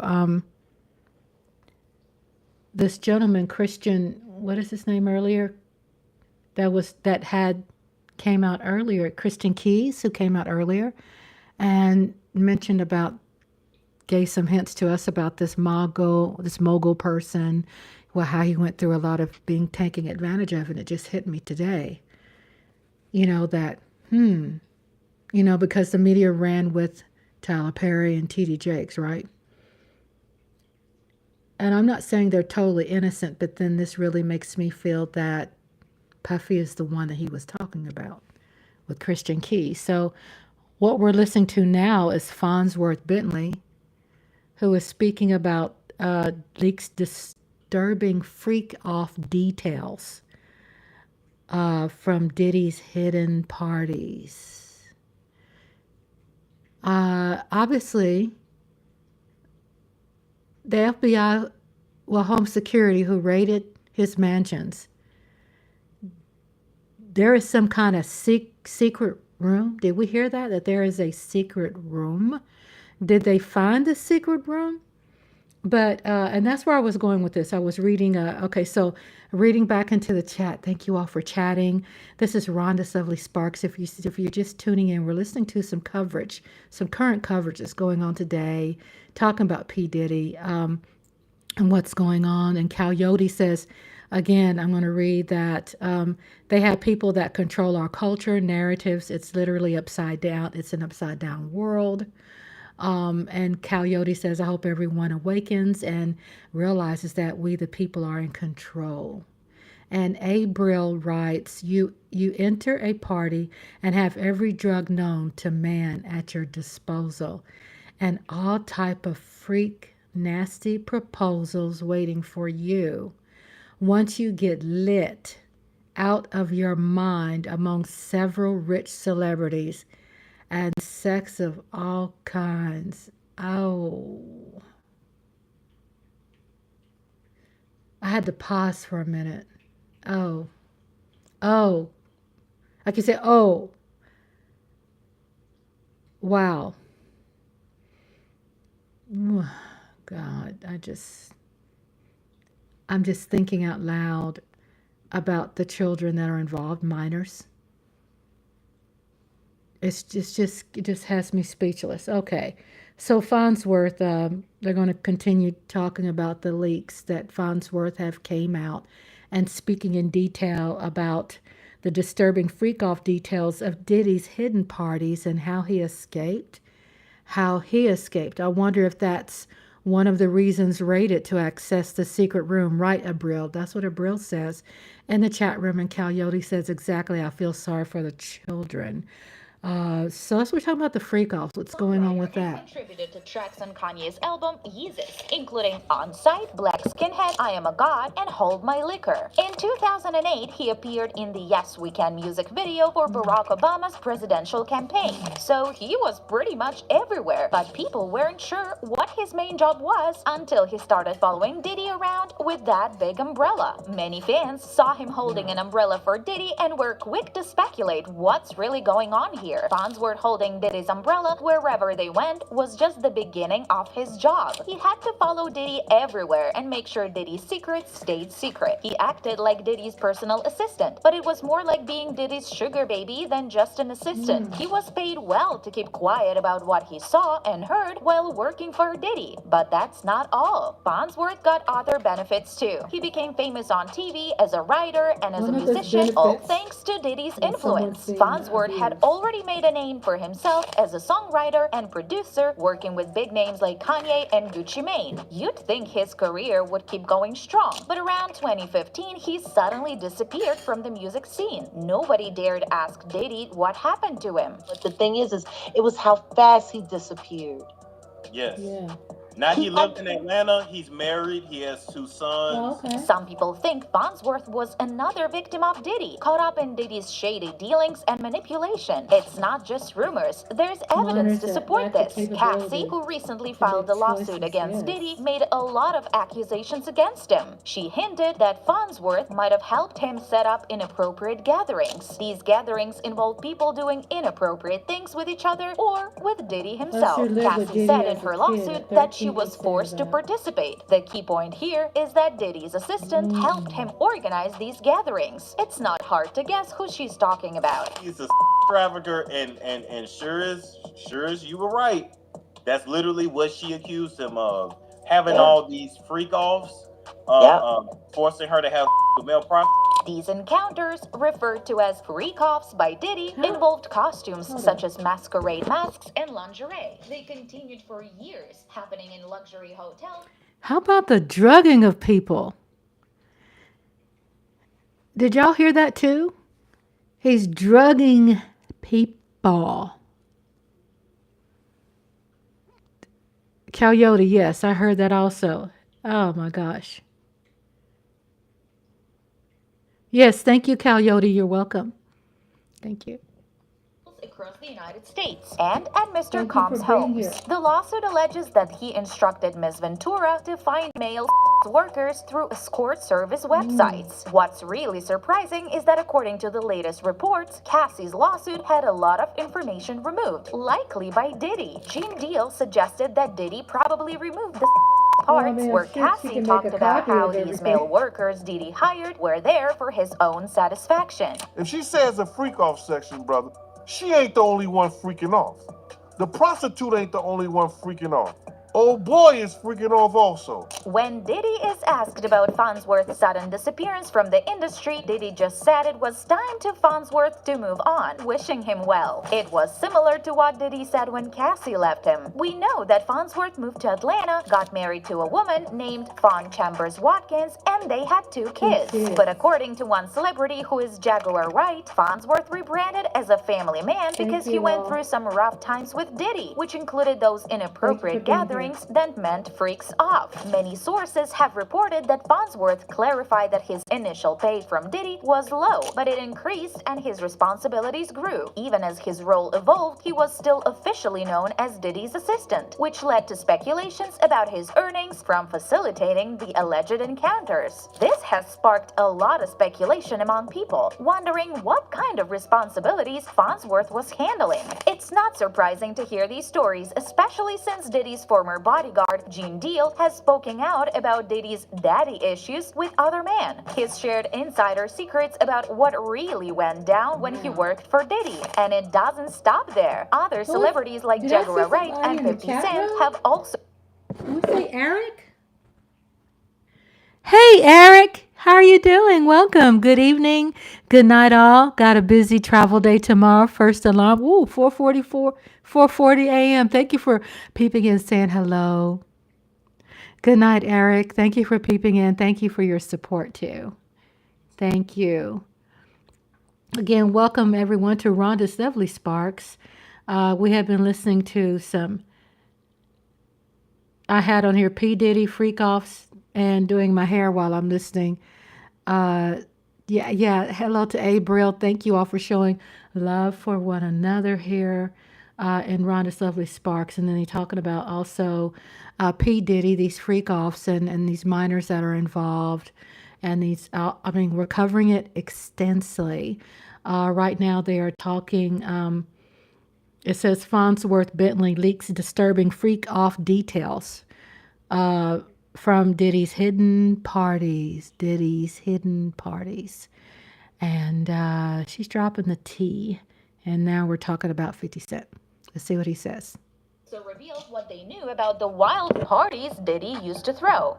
This rapper and him, they all in the room together. At this point, it seems like Diddy might as well admit that he's gay or bi, because many people have figured it out a long time ago. The closet he's hiding in is so transparent that we can see right through it. The worst part is how he keeps hurting the people he's in the relationships with, because he can't accept that part of himself. It's like he causes everyone a lot of pain just to keep hiding his... According to Gene, there were many things that Cassie didn't mention in her lawsuit, because... Let me see what you said. Eric Wallace says it definitely... Hope you have a productive, successful day. Then Eric says, it definitely will be, Coyote. We actually get to use a wheelchair at the airport now. I know. It took so long to do that, so it has to be irritating that people are not responding fast enough for people who use devices. And, with ADA, American Disabilities Act, you think would be on top of it. And now we got people that have cell phones that are recording people and exposing them for not having the ramps and things that's needed to make it convenient, for people who use a wheelchair. So thank God. Yes, Abriel says, safe travels for you. Be careful. Get some rest. Eric. And here we are continuing what they were talking about. Again, Farnsworth Bentley leaks disturbing freak-off details from Diddy's hidden parties. And here we go. Diddy allegedly made her leave out the part where he also participated in these freak-offs. He didn't want people to know about it. Jean claimed that Diddy even gave Cassie a list of things to look for in an escort because he was searching for someone to satisfy his desires, not hers. She alleges that, Diddy, he'll make her look online for BBCs for their freak-off sessions. And she say that, in this lawsuit that, Diddy, he enjoyed watching her get smashed by BBCs. So, what you think about that? Do you think she was the only one getting banged by him? Do you think this man had this woman search for online just for them to have with her? Rumors suggest that Diddy might have banned Farnsworth from the industry because he saw him as a potential threat in the future, especially if Farnsworth became influential. So Diddy decided to diminish Farnsworth's popularity. Ooh. Eric Wallace, it definitely will be, Coyote. We actually get to use a wheelchair. Okay. And Eric, thank God, safe travels. And Coyote says, I'm happy for you, Eric. We need to treat people better. Yes. Yes, we do. Thank you all for being here tonight. And let him fend for himself. But then something unexpected happened. Kanye West stepped in and helped Farnsworth bounce back, giving him work in the music industry. Farnsworth worked hard to rebuild his career and also found faith in God. Today he lives in Atlanta with his wife. But why Atlanta? According to Jaguar Wright, Atlanta is like a gathering place for the black community to find redemption after living a bisexual or gay lifestyle. And download culture is still very, very, very heavy in the black community in Atlanta. It's funny because Atlanta's like a gay mecca. Looking at this situation, there seem to be two possibilities. First, Farnsworth ran for his safety and protection. Second, there's what Jaguar Wright is saying. It's not hard to believe what Diddy was doing, and Farnsworth might have been unintentionally involved because Diddy might have been forcing him to keep quiet, just like he did with Cassie to settle the lawsuit. Allegedly, he paid her $100 million to settle the lawsuit. Not just 50 Cent, but on many occasions, other celebrities have also claimed that they think Diddy is gay. During an interview on The Breakfast Club, 50 Cent said he doesn't even know what he says is like fruity, referring to the way Diddy communicates with other men in a more intimate way than most. Hold on, there's more to this. For years, there have been rumors that Diddy has been grooming minors when they enter the industry. Some people allegedly call out names like Justin Bieber and Usher. Now, what many fans speculate is that Diddy enjoys reaping benefits for himself and that he might be using everyone and anyone for his own gain. It seems possible that's what he did with Farnsworth too. It's messed up how Diddy would rather have us know about his violent behavior towards women than his true orientation. It's seriously twisted. I think Farnsworth did the right thing by breaking free from their alleged controlling relationship as soon as he could, because staying wouldn't have been good for him in the end. All we can hope for is that Farnsworth stays safe now that everything has come to light. It's never been difficult for Diddy to sweep his dirty deeds under the rug with the help of his allies.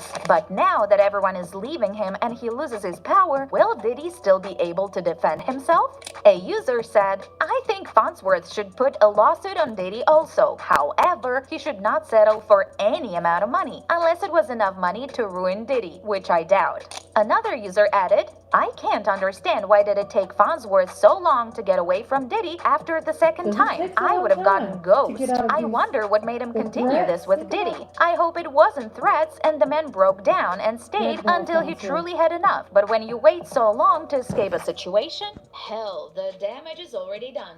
That's it for... So it looked like that part is over, and then Abro says, Diddy blackballed Farnsworth and Audrey Day when they set boundaries on Diddy and told him so. Yep. Because can you imagine if it takes a long time? Usually it's probably the most disturbing position to be, is having to come out to tell. They make it hard, right? If you are a victim of abuse, they would tell you things to blackmail you, to make you feel, number one, guilty, for you to feel fear, for you to, and you're the victim, right? And then they flip it on they flip it on victims to have to deal with their threats. And then Coyote said, that makes me so angry and sick. Grooming minors is so evil. You are manipulating and destroying children's lives. Yes, it's very horrible. It's very horrible, horrifying. And Coyote says not just children, adults, women, and children. And April said before they even start. Yeah, it's very sick. It's disgusting.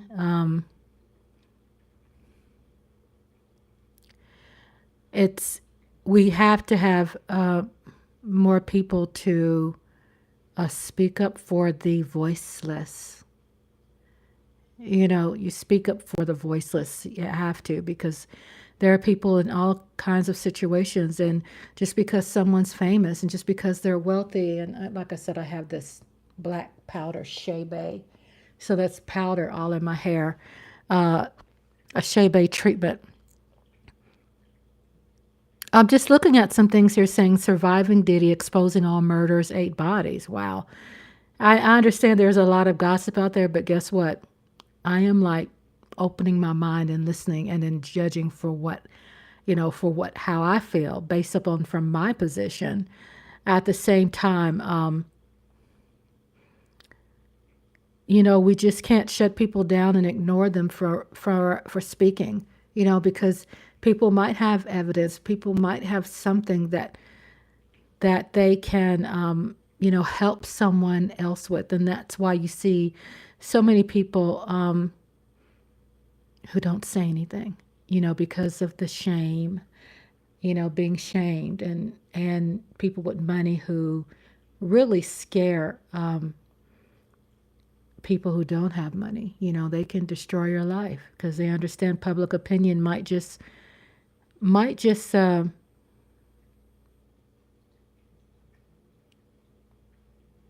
I just got captivated by something. It says Diddy forcing Cassie into freak off sessions is true. Diddy is a swinger. He had a session with Ja Rule. Because I'm looking at this lawsuit, and that's what they were calling freak off sessions, when Cassie, she'll have sex with the male prostitute while he'll masturbate. Bruh, I can't say that. When I used to see him swing, it was always with him, another dude, and 2 girls. You know what I'm saying? When he was swinging with other people, you know what I'm saying? He always had other girls in the room or another guy in the room, even with his girl Kim, and he was swinging with her. So that freak off things, but him videotaping and everything like that, no, I can't say that I was privy to that. But you knew what was going on, just in the instant when people got it confused when I said, when he was in the room with Sarah and her girlfriend, and he had Ja Rule and him in the room. Yo, I didn't know they was doing anything freaky until Ja came out and said, yo, y'all didn't want to be in there because there's a lot of freaky things going on. So I guess that was one of those freak off sections.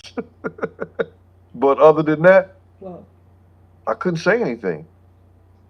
And you knowing Diddy, and at one point you and him was real cool. Do you believe everything she's saying about these freak off sessions? Listen, that girl went through some tumultuous that she never thought that she would ever have to go through being in the music business. Do you understand that? I've been next to people who are top in the game, in the music business. And they had said to me, yo, I had to suck a lot of to get to this position. Wow. You understand? They have said that. So I can imagine what that little girl went through with old boy. She ain't lying that thing, because if she would have lied, he would have fought her tooth and nail. He would have fought her tooth and nail, bruh. Don't get it messed up, Art. He would have fought her tooth and nail. That little girl ain't lied nothing that, she ain't lied about none of that. Do you know what she's going through? She know what she's gonna go through for the rest of her life? Her kids gonna go back and see this on the internet? Right. And she also said in this lawsuit, man, that, Diddy, he came off as a mentor, but later down the line, he became too controlling. My position on him, he was never a father figure, bruh. You understand? He was a groomer. He was an addict. He was somebody that was a what you call those? I've lost all of my terminologies when I was working as a BCW or a child abuse worker. But he was an individual that preyed on this young girl, using her dreams, her talents, holding it hostage for his own benefit. He groomed her. He wasn't no father. He was no father figure to her, bruh.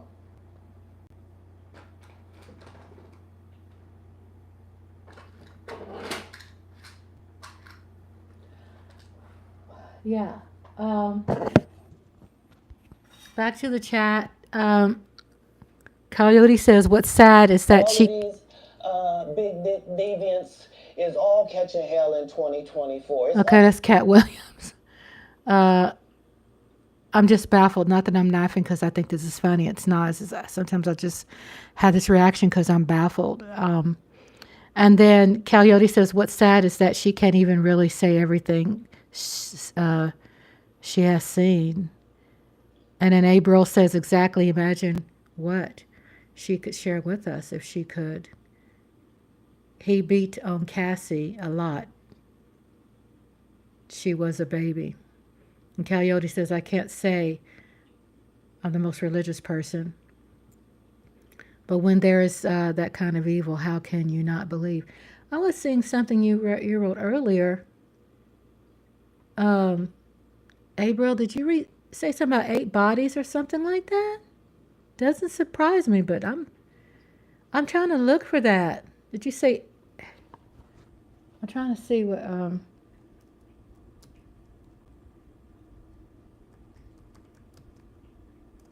trying to look it up right now so I could play it for you all. Cause I. That's crazy. That's just.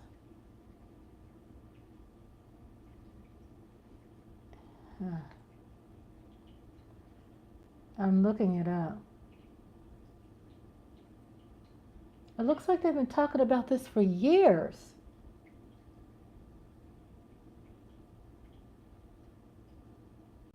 Wow, it's just heartbreaking. 8 bodies. P.Diddy. I've heard more bodies. There is a good chance it's more than that.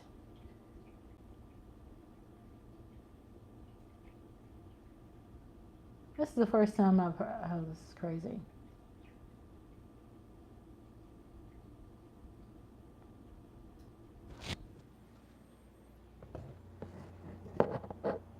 By Andre Harrell, Bobby Shore, Heavy D, and Puffy. Kenny's dead. Heavy D is dead. Andre Harrell is dead.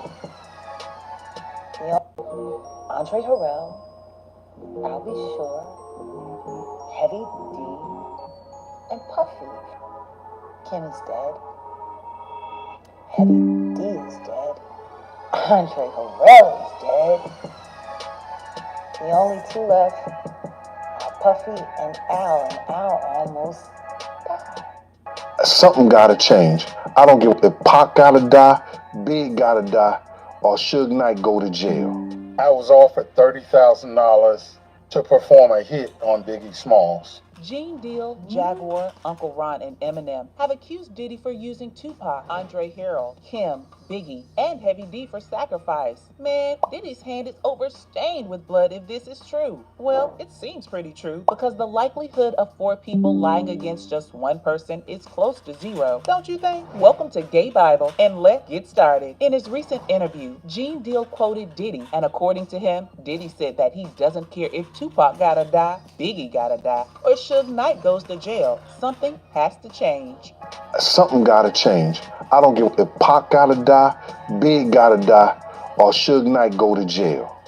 Something's gotta change. Gene Deal was Diddy's former bodyguard. He worked for Diddy for a long time and witnessed a few of the tragedies that befell Bad Boy's record artists. In fact, he was at the scene together with Biggie when he was shot after their show, and he concluded that Diddy allegedly plotted to have Biggie killed. Uncle Ron is bent on showing the world that Diddy is responsible for Biggie's death. In a video he released on the internet, he mentioned that Diddy offered him a huge sum to make a hit on Biggie, but he rejected it when he found out.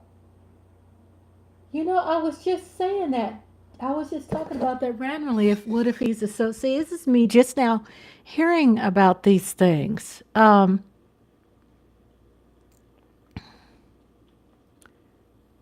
trying to find my live chat with you all. Sorry, I'm trying to look up what you all been saying to me because I want to read it. I'm going to catch up on the chat. Thank you all for being here. Welcome to Rhonda's Lovely Sparks as we try to go through these things that are happening around us when it's about P. Diddy, children, and all these people have been crying for a very long time, reporting it and sharing it. My question is, why have they been ignored? Why have they been ignored?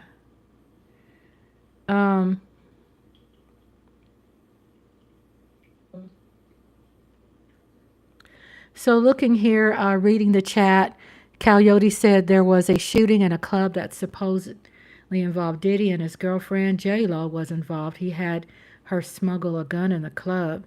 And April says Albie sure is alive. And April said, yes, you remember that Coyote sure did happen. Yo, I forgot about that.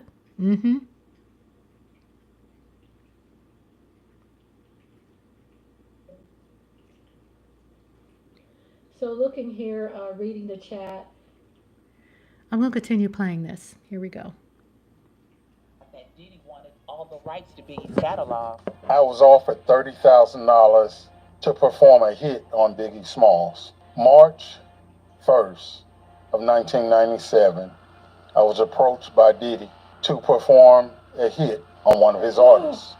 Finding out that he wanted all the rights to all his catalog, I turned him down because I also found out that very night that Biggie had plans of leaving Bad Boy. Biggie should have never been in California to promote an album with a broken fibula bone who can barely walk to go to another studio when Diddy has his own studio in New York. Now that's what I call greed. Uncle Ron seems to be ready for the battle ahead. He said that he isn't in it to get at Diddy, but he's simply telling the truth. He added that he is under investigation and has provided the security with shreds of evidence in his possession. Bashing him, directly bashing him, I'm just telling the truth. Gene knows like I know. Boo knows like I know. William knows. Bodyguards that were around him know. See, I had my own company, This has been so I didn't ongoing need for a him. very I didn't long have to time. take his stuff. The bull crap that came along with being around Diddy. Oh, some toes will curl for sure.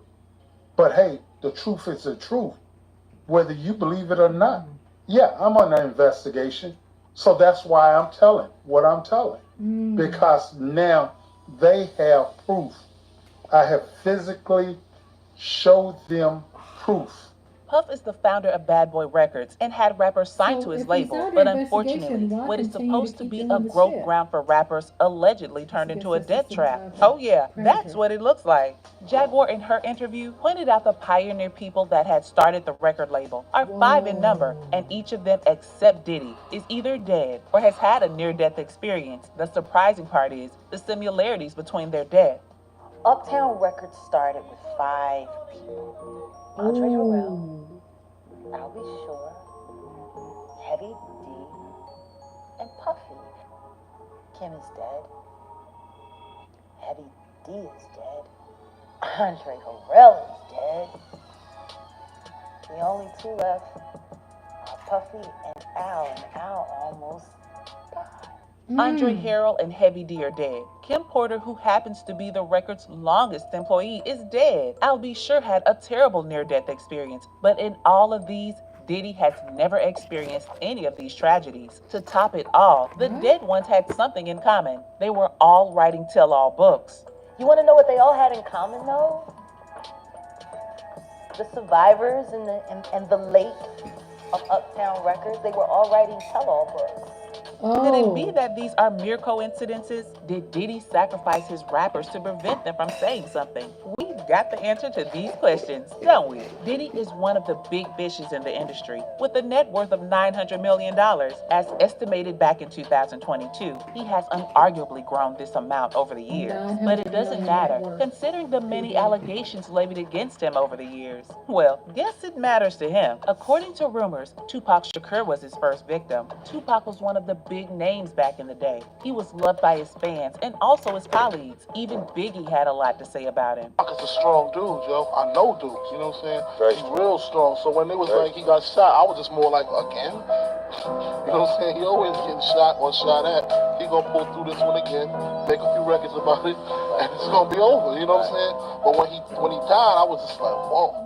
A lot wasn't said about his death until Keith D, a suspect in the case, leaked a secret in an interview. He said that Diddy planned to kill Tupac and Suge Knight the same day, but things didn't go as planned and the shooter shot only Tupac. He also admitted that his nephew, Baby Lane, was the person that shot Tupac on that very day. The FBI's, they don't do shit like this. You know what I'm saying? Greg Haynes, he was just a LA detective, you know what I'm saying? Tupac died on the 13th of November. 6 days after the ugly incident. His death was sudden and his family and friends mourned him, but obviously, except Diddy, who is allegedly glad that he is no more. According to rumors, Diddy killed Tupac to get him out of the way. He got what he wanted, but he didn't stop there. He moved on to Biggie, who died via the same means as Tupac. He was shot after a show. Gene Deal, who was with Biggie at the scene before he was killed, narrated in an interview that the incident happened when Biggie was about to leave Bad Boy Records after getting himself a $62 million contract. He said, but I'm about to get this money. So he showed me, I said, you about to get that money? He said, yeah, look at this. It had Charlie Baltimore, Cameron, Little C's, Little Kim, Junior Mafia, Tracy, I don't know, Tracy Murray, Tracy Lee. Tracy Lee, and the commission. And I think the contract was for so many years for like 62 million. It comes out to like $62 million. Could it be that Diddy got to know Biggie's plans and the new deal and became envious? Or did he become so scared that Biggie might move him away from the spotlight and decided to act fast? We know that the industry has been filled with competition, but what we probably didn't know was that such things could happen between Biggie and Puffy because they seem close. Well, you can never tell. After Biggie died, Diddy reportedly began to distance himself from the situation and even went as far as lying to Biggie's mom, Mrs. Wallace, about Gene's deal when she asked. Biggie's mom didn't know a thing about Gene until she overheard him discussing the event. I asked Puffy, and he said he didn't know him. But the show sent the FBI and the LAPD to my job. His people did. According to Gene, Diddy knew that he intended to tell it all to Mrs. Wallace, and that was why he refused to let her know about him. And oh my God, I am so overwhelmed. Let me catching up with the chat. Let me see what you all are saying. I went back and forth and found that information. I forgot too. And Coyote said, exactly, Rhonda. This info and evidence has been out there for a long time. Will they actually let us know? It's deep. Well, one thing, the people on YouTube are talking about it. Not me. Coyote says, not me, a brilliant.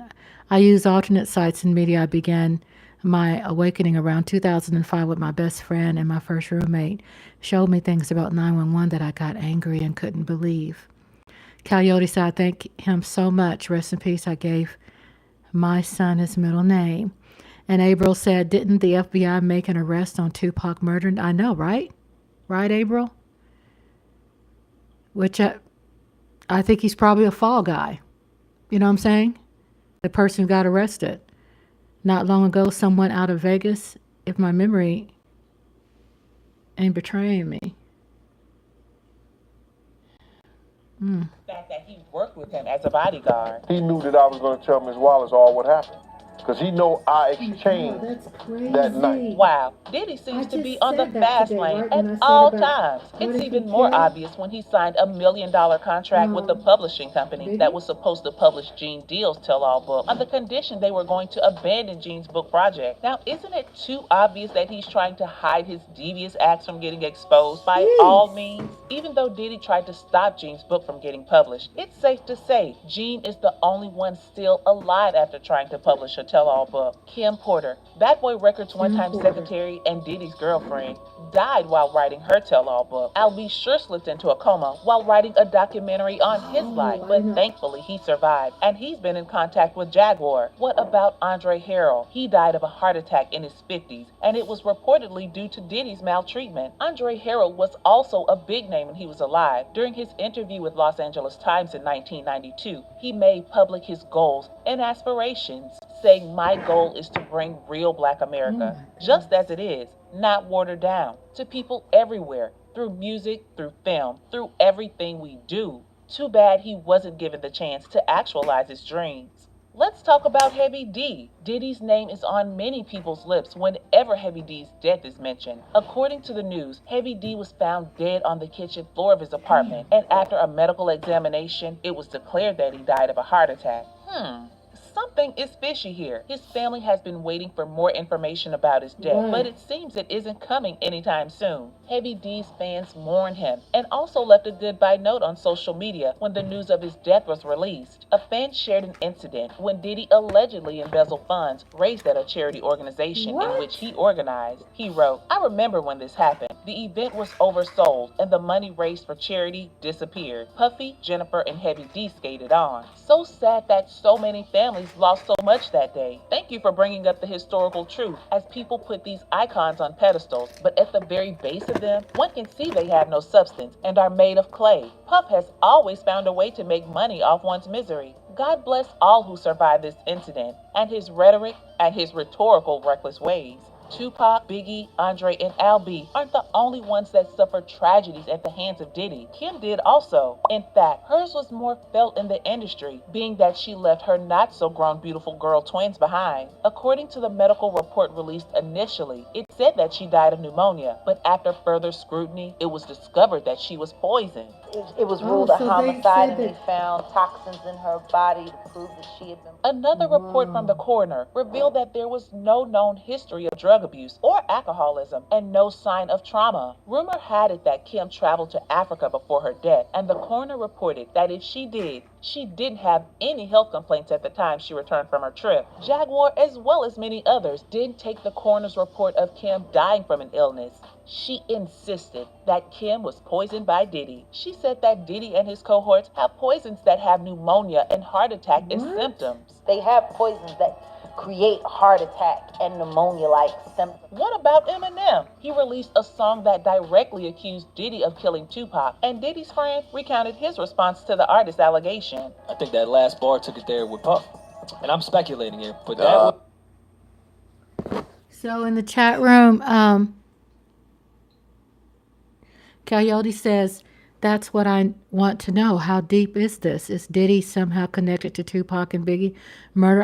Right, Coyote. And Coyote says Diddy and Epstein are not even the top of the pyramid. And Ariel said Coyote is sounding that way. Now Heavy D, I know. I mean, it just seems so suspect, right?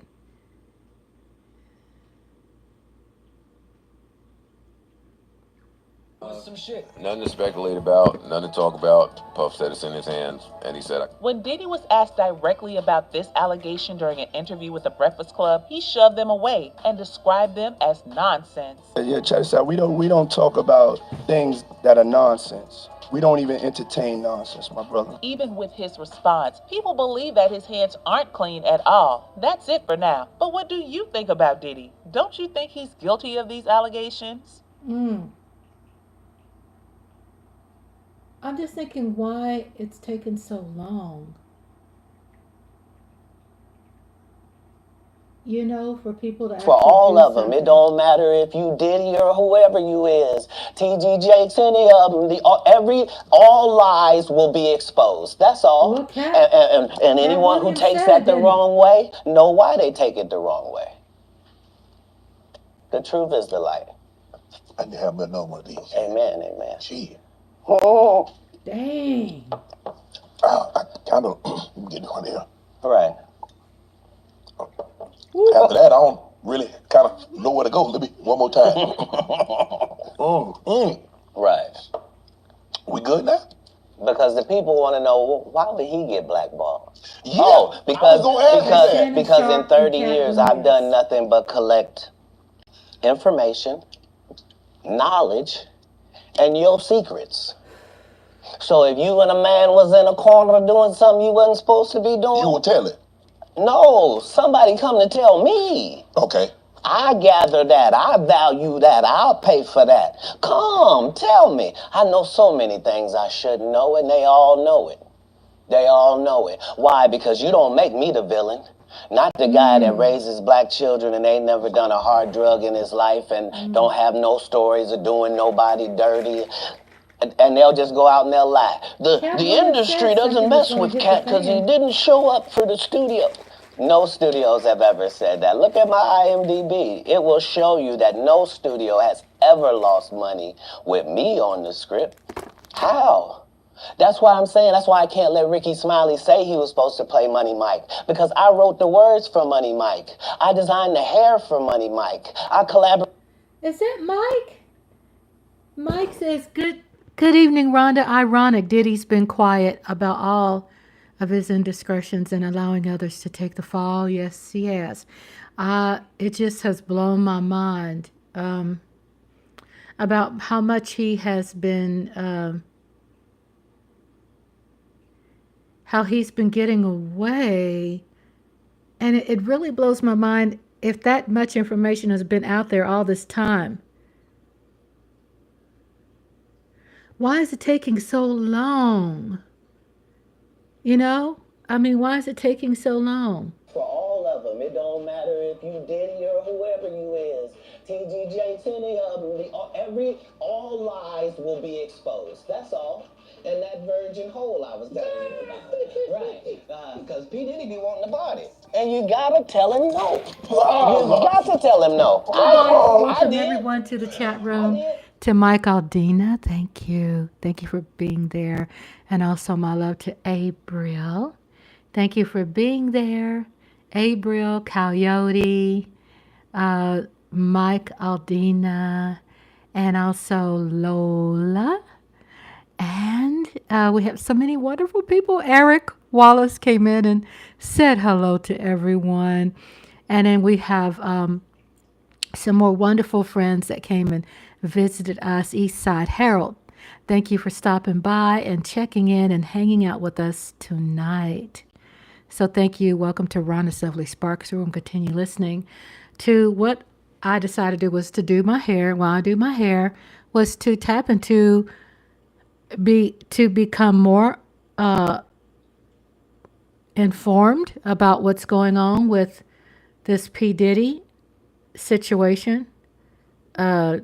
And it's just, it's really upset me. I got the receipts for everything I'm telling telling you, girl, as cliche as this is starting to sound, you just gotta appreciate how ironic it is that Cat Williams has been right about Diddy being a creep all along. And now, Cat is bringing more receipts to show this Diddy P runs much deeper than y'all think it does. Since Diddy's homes got raided last week, so many things have resurfaced, showing how Diddy has been about this life for decades, and he has not been in it alone. Allegedly, Diddy has many accomplices in the industry, and these aren't even nobodies. These are important figures, Hollywood royalty. Cat has made it his mission to expose Diddy and his cabal, and he has not wasted time in bringing some new evidence into the mix. Allegedly, Diddy's so-called accomplices are the reason why he's in this mess, and they're not gonna stop until Diddy goes down. So, who did Cat expose as Diddy's industry accomplice? And are they really why Diddy is caught up in this battle? Let's break it down. Sean Diddy Combs can't seem to escape the spotlight right now, and the federal investigation into any connections to an alleged operation is creating comparisons to other infamous figures like Jeffrey Epstein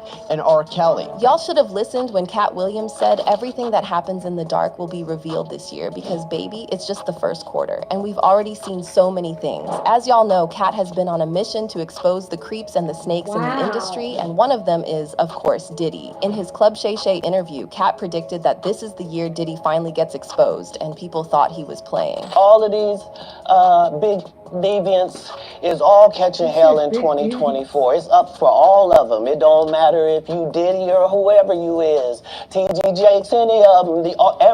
All lies will be exposed. That's all. And anyone who takes that the wrong way, know why they take it the wrong way. He even talked about how he had to walk away from millions many times because he didn't want to party with the likes of Diddy. They offered him $50 million and he turned it down. Who gonna turn down $50 million? Now, I've had to turn down $50 million 4 times. 4 times. Just to protect my integrity and that virgin hole I was telling you about. Right. Because P.Diddy be wanting to party. And you gotta tell him no. You got to tell him no. I did. I did. See, I got the receipts for everything I'm telling you. That's why I can say them. So, to see everything playing out the way Cat said it would is crazy. By now, y'all must have heard about Diddy's homes getting raided by Homeland Security last week, and Diddy allegedly fleeing to some private island and leaving his kids behind to get handcuffed by police. It's a whole bunch of crazy stuff. But for those of you who somehow missed the show, let's do a quick recap. On Monday, March 25, 3 of Diddy's homes in Miami and Los Angeles were raided by officials from Homeland Security Investigation. According to a rep for Homeland Security Investigations, HSI, New York executed law enforcement actions as part of an ongoing investigation, with assistance from HSI Los Angeles, HSI Miami, and our local law enforcement partners. We will provide further information as it becomes available. Footage from the raid showed several officials around Diddy's homes. In one of the videos, we actually see Diddy's sons Justin and Christian being in handcuffs, as is customary for raids like this. This raid is allegedly related to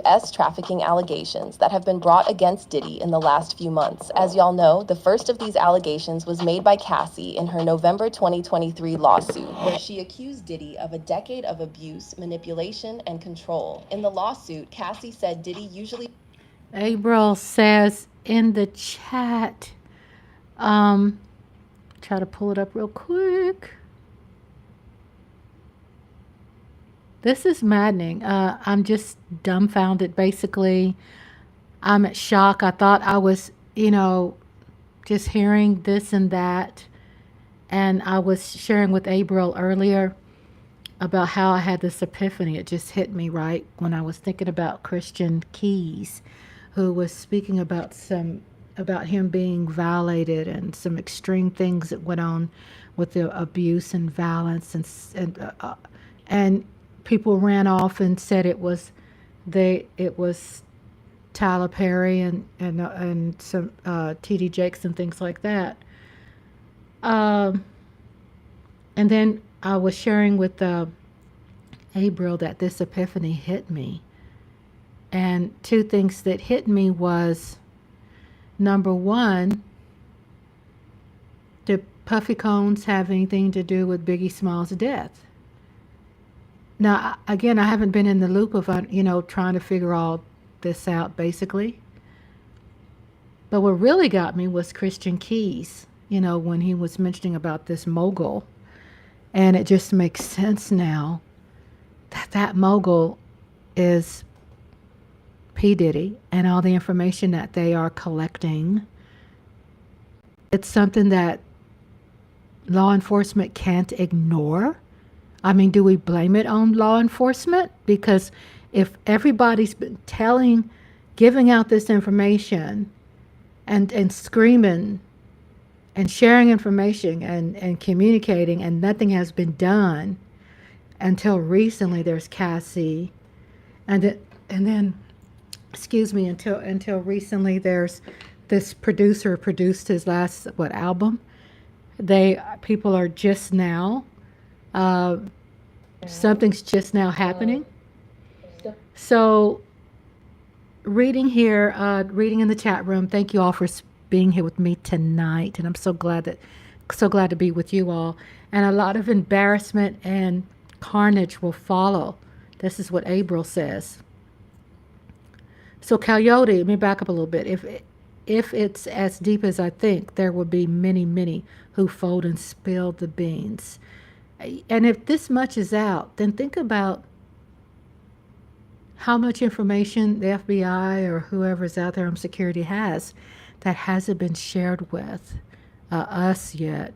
And then April says, and a lot of embarrassment and carnage will follow, unfortunately, especially those still on the down low. They want to stay that way, and it's about to get ugly. That's what April says. And then Mike Aldana, I said Aldina, I mean Aldana. What did Mike Tyson say about Diddy? I'm not entirely following the saga of lies and deceit. Yes, I know, Mike. Then Coyote says Tyson and Diddy were on a talk show, and Mike grabbed Diddy's hand and moved it away from him. Then Coyote says there are many that were too afraid to come forward, and that that will soon, be different, because now people are listening because someone has actually filed a case. And what I feel really good that Cassie has not just settled for a settlement, but she's taken it even further. I can't imagine how old Cassie is now and how old was she back then when she first met Diddy. Not everybody have strong minds to fight these threats. Predators are very dangerous. He forced her to be with other men for his pleasure, and that they would organize freak-off sessions where she would be pumped full of substances that made her unable to consent to whatever Diddy wanted. He also allegedly put his hands on her, blew up Kid Cudi's car when he found out she had been talking to him, and made her carry his firearm and purchase prescription medication for him. Diddy settled with Cassie for an undisclosed amount within a day of her filing the lawsuit, probably hoping to keep everything down. But it had the exact opposite effect, because folks immediately started guessing that for Diddy to settle so fast, he probably did the things Cassie accused him of doing. Cassie's lawsuit opened the floodgates for other alleged victims to also bring a lawsuit against Diddy for violations ranging from trafficking to drugging people and taking advantage of them. There have been 4 lawsuits after Cassie's, the latest being from Diddy's former producer, Lil Rod, who worked on Diddy's Love album. Lil Rod's lawsuit accused Diddy of trafficking, RICO offenses, and many other twisted things. But more importantly is that Lil Rod's lawsuit accused several other people of working with Diddy, including big names like Christina Koram, Diddy's chief of staff, Sir Lucian George, Universal Music Group CEO, and Ethiopia Habta Mariam, former Motown Records CEO, who were all listed as co-defendants. Lil Rod also claimed that Diddy once bragged about using his connections to people like T.D. Jakes to redeem himself from all the Wow. Well, T.D. Jakes' name keeps popping up. Yes, and what Mike Aldana said, are we having a male Me Too moment with Diddy? About damn time. You know what I'm saying?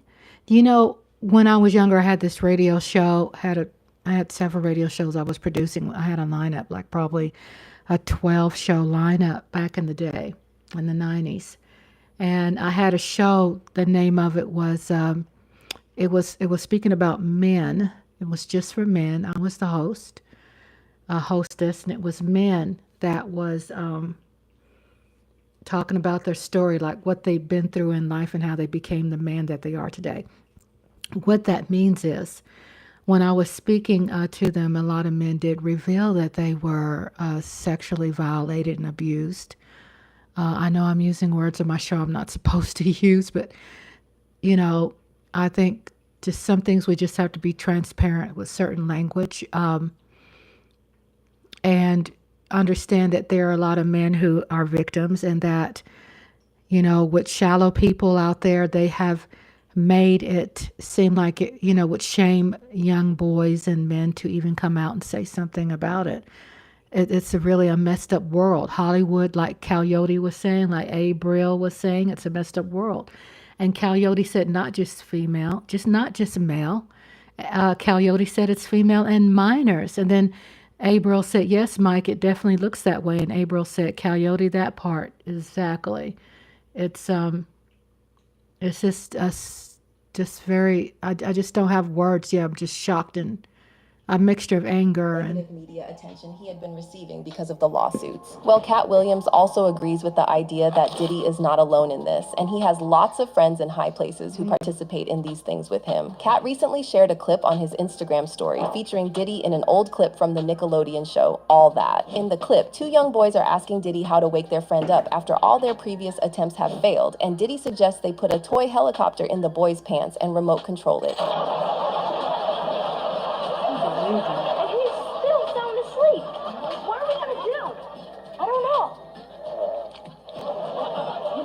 In situations like this, I always ask myself, what would P. Diddy do? What would P. Diddy do? No, I don't know. Hey, let's ask him. Oh, okay. P. Diddy? What's up? We can't wake up Shane. You try symbols? Yep. What about sour milk? Didn't work. Tell you what. Take this toy helicopter. Put it down his pants. That's crazy. That's crazy. Wow. Nickelodeon approved that? Nothing. Didn't work. He's still asleep. That's really sad. Try this. Shall I? By all means.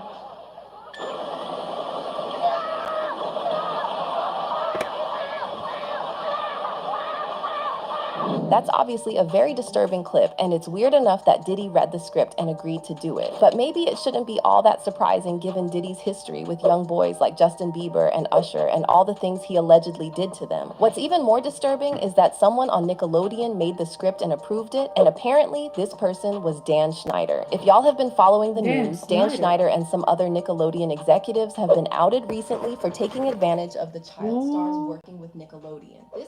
So in the chat room, Mike Aldana says Kevin Spacey was blackballed by Hollywood for similar allegations, sexual promiscuity with young minors. Sometimes too, when you have a jury, a lot of times the DA or whoever is in that room with the jury can confuse them. The laws are really screwy. Mike. And then Coyote says those parties that Diddy were throwing was a party from hell. They had politicians, movie stars, music stars, child stars, drugging and rape. It's sick. Yes, Mike. Sick of it. Yes, Abriel said sick of it. Came after the release of the Investigation Discovery docuseries, Quiet on Set, The Dark Side of Kids TV, which spotlights allegations of abuse and mistreatment going on behind the scenes of y'all's favorite Nickelodeon shows. Cat Williams seemed to imply in his post that Dan Schneider is one of Diddy's accomplices in the industry. Oh, but there's more. Remember that rant where Cat called out Diddy and Jermaine Dupri for being P-words? What's happening, Puff? I'll be back to you if JD ain't had enough. Yeah. Jermaine Dupri, king of if you ask me, baby. Shit. Well, as y'all know, Jermaine Dupri has been accused of violating boy band Criss Cross, and he allegedly used to take them to strip clubs and groom them. Now, there's no proof of any of these allegations, and Jermaine has denied them while replying to a question on the matter, saying, "You must be out of your effing mind. At Buzz Forever, I should sue you for writing this disrespectful ish on my page." In the chat room, hello again. Welcome to Rhonda's Lovely Sparks. And I see Abriel said sick as Elf. Yes, and Nickelodeon sick too. I'm telling you. This is all tied into some sick mess. Then Mike Aldana said this is Diddy's version of Eyes Wide Shut. F out of here. But we know how these things go, and it sounds very similar to Diddy being accused of messing around. If they allowed this brilliant, then 100% probably more than Disney. Yes, yes, sir. With people who worked under him. Diddy's former backup dancer, Tanika Ray, shared a video on Instagram where she talked about how her experience with Diddy was horrific and traumatizing. I have a family member who I want you to hire them as an intern. And I have never talked about this publicly. And the internship stopped abruptly, like 3 or 4 months into it. And I spoke to my family member, like, well, what happened? And they wouldn't say. Years later, they finally came out, and this is a male. Puff had said, come home, stay the night with me, or the internship is over. And absolutely not. And the internship ended. But from there, I was like, oh. Oh, yeah. You know, we all have stories. Seriously, we all have stories. Mine is horrific, and only 5 people know it. First time I heard about this. And I probably will never tell it. But it's, since then, I've been like, yep. And I also am very intimately aware that you tell your truth and you become victimized over and over and over and over and over and over. And mind you, I then interviewed him many times. I have a lot of stories, y'all. I've been in Hollywood for 25 years, maybe longer, 30. I got a lot of stories. Unfortunately, maybe I'll write a book one day, but it just is so traumatizing that women just want to live every day and feel safe. And when we revisit and revisit, we live in a state of victimhood, and nobody wants to live there. So for those of you like, why didn't you say something then? Because we just want to live. We want to be happy. And we really want to forget the trauma. So there's that. She stitched a separate video of Diddy being accused of taking advantage of an intern, and also she didn't share the details of what happened. The caption said, if I told my story in 1996, then what? I just knew to avoid him at all costs. Yes, I danced for him and kept my space. I was on the Vote or Die airplane and kept my space. I interviewed him for his projects and kept my space. Nothing that is happening is surprising. What's interesting is that Diddy allegedly played a smart one and shielded himself from all this by getting recordings of all these big names who allegedly frequent Diddy's parties and participate in his freak-offs. In fact, an insider said the raid on Diddy's homes was to search for cell phones, cameras, laptops, and other electronic devices that recorded the alleged blackmail tapes that is mentioned with the names of Stevie J, who is mentioned as a victim of Guy Blackmail's Tapa, in addition to Cuba Gooding Jr. and Young Miami, who were mentioned as alleged active participants in Puff Daddy's recent lawsuits. 50 Cent also confirmed the rumors that Diddy has blackmail videos in an Instagram post where he asked to buy these tapes of Diddy. 50 was referencing the allegation from Lil Rod's lawsuit, claiming that Diddy had hidden cameras in every room in his home and hours on hours of video and audio recordings of all his guests in... Oh my God. If they allowed this abroad, then 100% probably more like Disney and more. And Coyote says she is scared to go into details. And Coyote, a lot of Hollywood will not go into details because they know what happens. Yeah, because guess what? If P. Diddy has a camera everywhere, because I wasn't thinking about from the having cameras was from the perspective of, I thought he had their cameras for the thrill, right? The thrill. No, the cameras were there to record people in the act. Famous people, to destroy them. Boy. Come here, baby. Oh, come here, honey. Oh, boy, that's crazy. Engaging in illegal activity. Uh-oh, let me see. Just he been lining up people he calls friends and stepping to the side while they get him. All of these big dick baby. For all of them, it don't matter if you Diddy or whoever you is, TG Jakes, any of them, all lies will be exposed. That's all.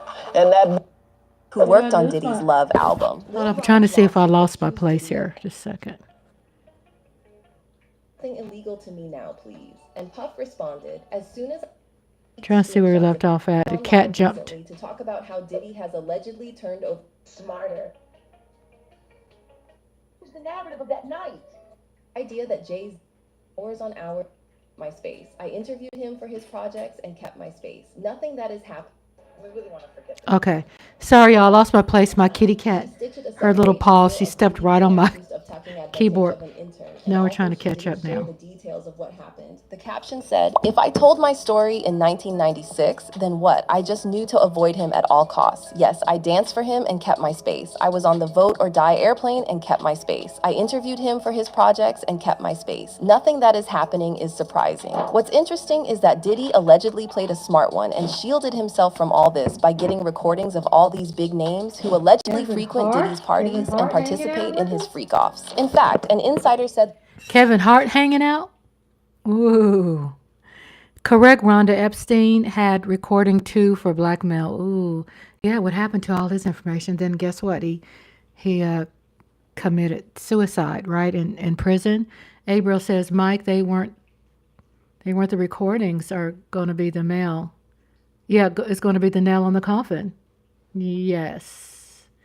It sure will, April. The raid on Diddy's Good. homes was to search for cell phones, cameras, laptops, and other electronic devices that recorded the alleged blackmail tapes. That is mentioned with the names of Stevie J, who is mentioned as a victim of Guy Blackmail's Tapa, in addition to Cuba Gooding Jr. and Young Miami, who were mentioned as alleged active participants in Puff Daddy's recent lawsuits. 50 Cent also confirmed the rumors that Diddy has blackmail videos in an Instagram post where he asked to buy these tapes of Diddy. 50 was referencing the allegation from Lil Rod's lawsuit, claiming that Diddy had hidden cameras in every room in his home and hours on hours of video and audio recordings of all his guests engaging in illegal activity. In the post, 50 added a screenshot showing a news clip of a highlighted section of Lil Rod's lawsuit that read, "Mr. Combs had hidden cameras in every room of his home, has recordings of several celebrities, artists, music label executives, and athletes engaging in illegal activity. These individuals were recorded without their knowledge and consent. Mr. Combs possesses compromising footage of every person who has attended his freak-off parties and his house parties." 50 then captioned the post, "Shaking my head, this is gonna be so good. What you wanna bet? I'ma get these tapes. I'll pay top dollar for them. You've been over there? I don't go to puffy parties." But 50 Cent didn't stop there, because he then went on to make a bunch of posts that seemed to imply that Jay-Z might be one of Diddy's accomplices. Like this post where 50 shared a missing milk carton image of Jay-Z with the caption, "LOL Puff said the ninja ain't answering his phone. LOL." In another post, 50 shared a photo of Jay appearing to wave with the caption, "Here is Jay-Z last reported seen waving at Puffy Jet." Now, the idea that Jay-Z and Diddy are two peas in a pod isn't new. There have been many speculations in the past of Jay being on the same level or even worse than Diddy when it comes to being a creep. Some people have even thrown in the P word here and there because of Jay's weird obsession with dating girls who are either still in high school or half his age. From Beyonce to Aaliyah to Foxy Brown, Jay has been accused of liking them young and fresh out the cradle. In fact, a new video has resurfaced of Jaguar Wright talking about how Jay was lying with Rihanna when she was 15 and that he gave her herpes. Understand why people keep talking about that.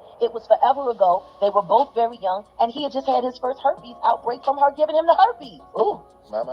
Like, you know what I mean? Like people don't understand what happened that night. And that's because Jay-Z worked so hard to change the narrative of that night. Now, Rihanna was only 14, 15 when he started having signs of the death chair. It's clear to say that the herpes that she had came from the person she had been most involved with, and that was Sean Carter. Jag was referring to the time when Chris Brown accused Riri of giving him herpes when they were dating. And according to Jaguar, Chris's allegations were true because Rihanna actually contracted herpes from Jay. Now, Dang, this is sickening. And Coyote, Rhonda, your baby loves you. Yes, my kitty cat. And then Coyote says, that's what April said. And Coyote says, Jay-Z, it's even more. Coyote, it's more. Most of Hollywood. You know, just need to get all of them out. And just the people who are decent, let them rise. Something's just now happening. April said, isn't it illegal to record in bathrooms and bedrooms? Yeah, I know, right? They said he has a camera in every room, right? And then, you know, what's happening is that people will buy it and they would just leak it, and people just don't want that out there. Ugh. They make bad decisions. That's their problem. You know what I'm saying? We can't even begin to unpack all the things she has said about him. However, in one of her interviews, Jaguar talked about how Jay and Diddy are connected and have been connected since way back. In another interview, Jaguar talked about how Jay-Z is like Diddy, just smarter and meaner, and that's why he has not been caught. Sean Carter is worse. Oh, man. He's smarter. He's patient. He's not sloppy.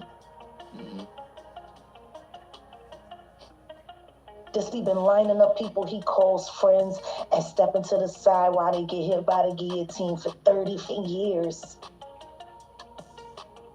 But then there have been rumors flying around that Diddy is ready to snitch on all his accomplices because he sure ain't going down alone. Jag hopped on live recently to talk about how Diddy has... I guess it has everything to do with the judge, right? Whoever the judge is handling the case, is he going to dismiss that as evidence, or will he include that as evidence? It depends on the fight between the attorneys and the fight between the judge, and you know how far a judge will allow it. I would think. What do you all think as far as the evidence? I mean, I've seen how these people have excluded some evidence. To me, that was so vital. They just kicked it out of court and didn't use it. And you know, these people have suffered, and then you got years and years later, they have appealed, and they're coming back, and they're getting guilty, a guilty, result now, where back then judges were paid off. So this is a sticky case, and this case, I'm just curious, who are all the people involved? You know, I'm curious to see this. Beyonce attending his freak-off parties to the feds. Diddy done turned over tapes, allegedly with the Carters in some freak-off, and the Beyonce high on the cocaine, and the tapes had jizz all over it. Hold on. And honestly, it's not that much of a leap to believe Diddy will snitch on his guys because the rumors about him being a rat didn't start today. Y'all remember how in 2022, leaked screenshots of Kane's conversation with Diddy started circulating? In the screenshots, Kanye was calling Diddy a and telling him off. You texted Puff, come do something. The people will not, Coyote says the people will not forget, even if it's thrown out. No, they're not going to forget. And they won't be able to walk down the street.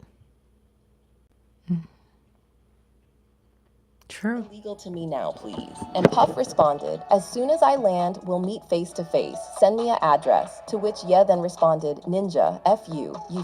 And then check out this interview where Kanye calls a bunch of rappers fake hard and accuses them of cutting a deal with the kidnap my daughter in public. And I didn't have the address of my child. None of these I want to say something Travis now. gave you the address, though, right? Travis gave me the address. Right. But as far as Meek Mills, Puff Daddy, whoever, none of these, all you fake hard.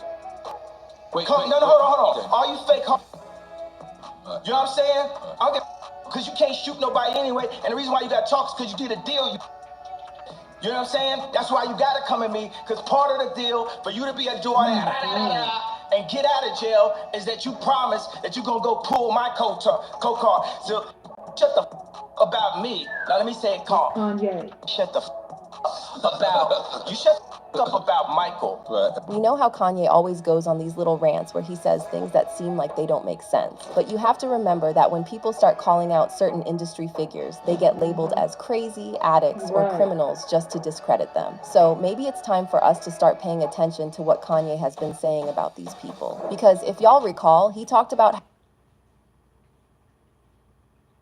Sorry about that, guys. How he can say the things he says because he hasn't sold his soul to the Illuminati for fame or money. Speaking of people who sold their souls, Young Miami is now being accused of selling her soul to Diddy and being one of his accomplices. For context, Young Miami appeared in Lil Rod's lawsuit when Lil Rod accused her cousin of improper behavior with him, which he didn't consent to. On Monday, March 25th, Lil Rod added 25 additional pages of information to the lawsuit, and this addition implicates Young Miami as one of Diddy's, circle. The document accuses Young Miami of being Diddy's supplier of a substance called pink or 2, which is a combination of coke and ecstasy. Diddy allegedly has a taste for this substance, and his designated mule for transporting the stuff is a man named Brendan Paul, who is supposedly a former Syracuse University basketball player. Brendan Paul is also reported to have been arrested at a Miami airport shortly after the raid of Diddy's home there. However, the document then says Brendan is not the only one who transports this product for Diddy. Young Miami also does sometimes. It reads, plaintiff and the Combs Rico Enterprise were rehearsing for Something in the Water Festival in Virginia. Plaintiff Jones personally witnessed Mr. Combs do a few lines of in his dressing room. Defendant Sean Combs wanted but Brendan forgot it, so defendant Christina Coram called Young Miami, who then brought it on the private jet from Miami. Young Miami is also accused of being on Diddy's payroll as an S-worker. Upon information and belief, defendants Lucian Charles Grange, in his capacity as CEO of UMG, authorized Motown Records and Universal Music Group to provide financial. So Coyote says that people will not forget even if it's thrown out. They won't be able to walk down the street. Coyote says, Kanye, I feel talk sometimes, but he is involved. I hope he truly finds repentance. Yeah, I mean, he's telling it. Kanye's telling it.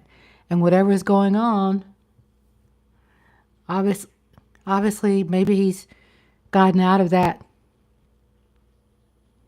because there's that circle, right? April said these allegations will never die.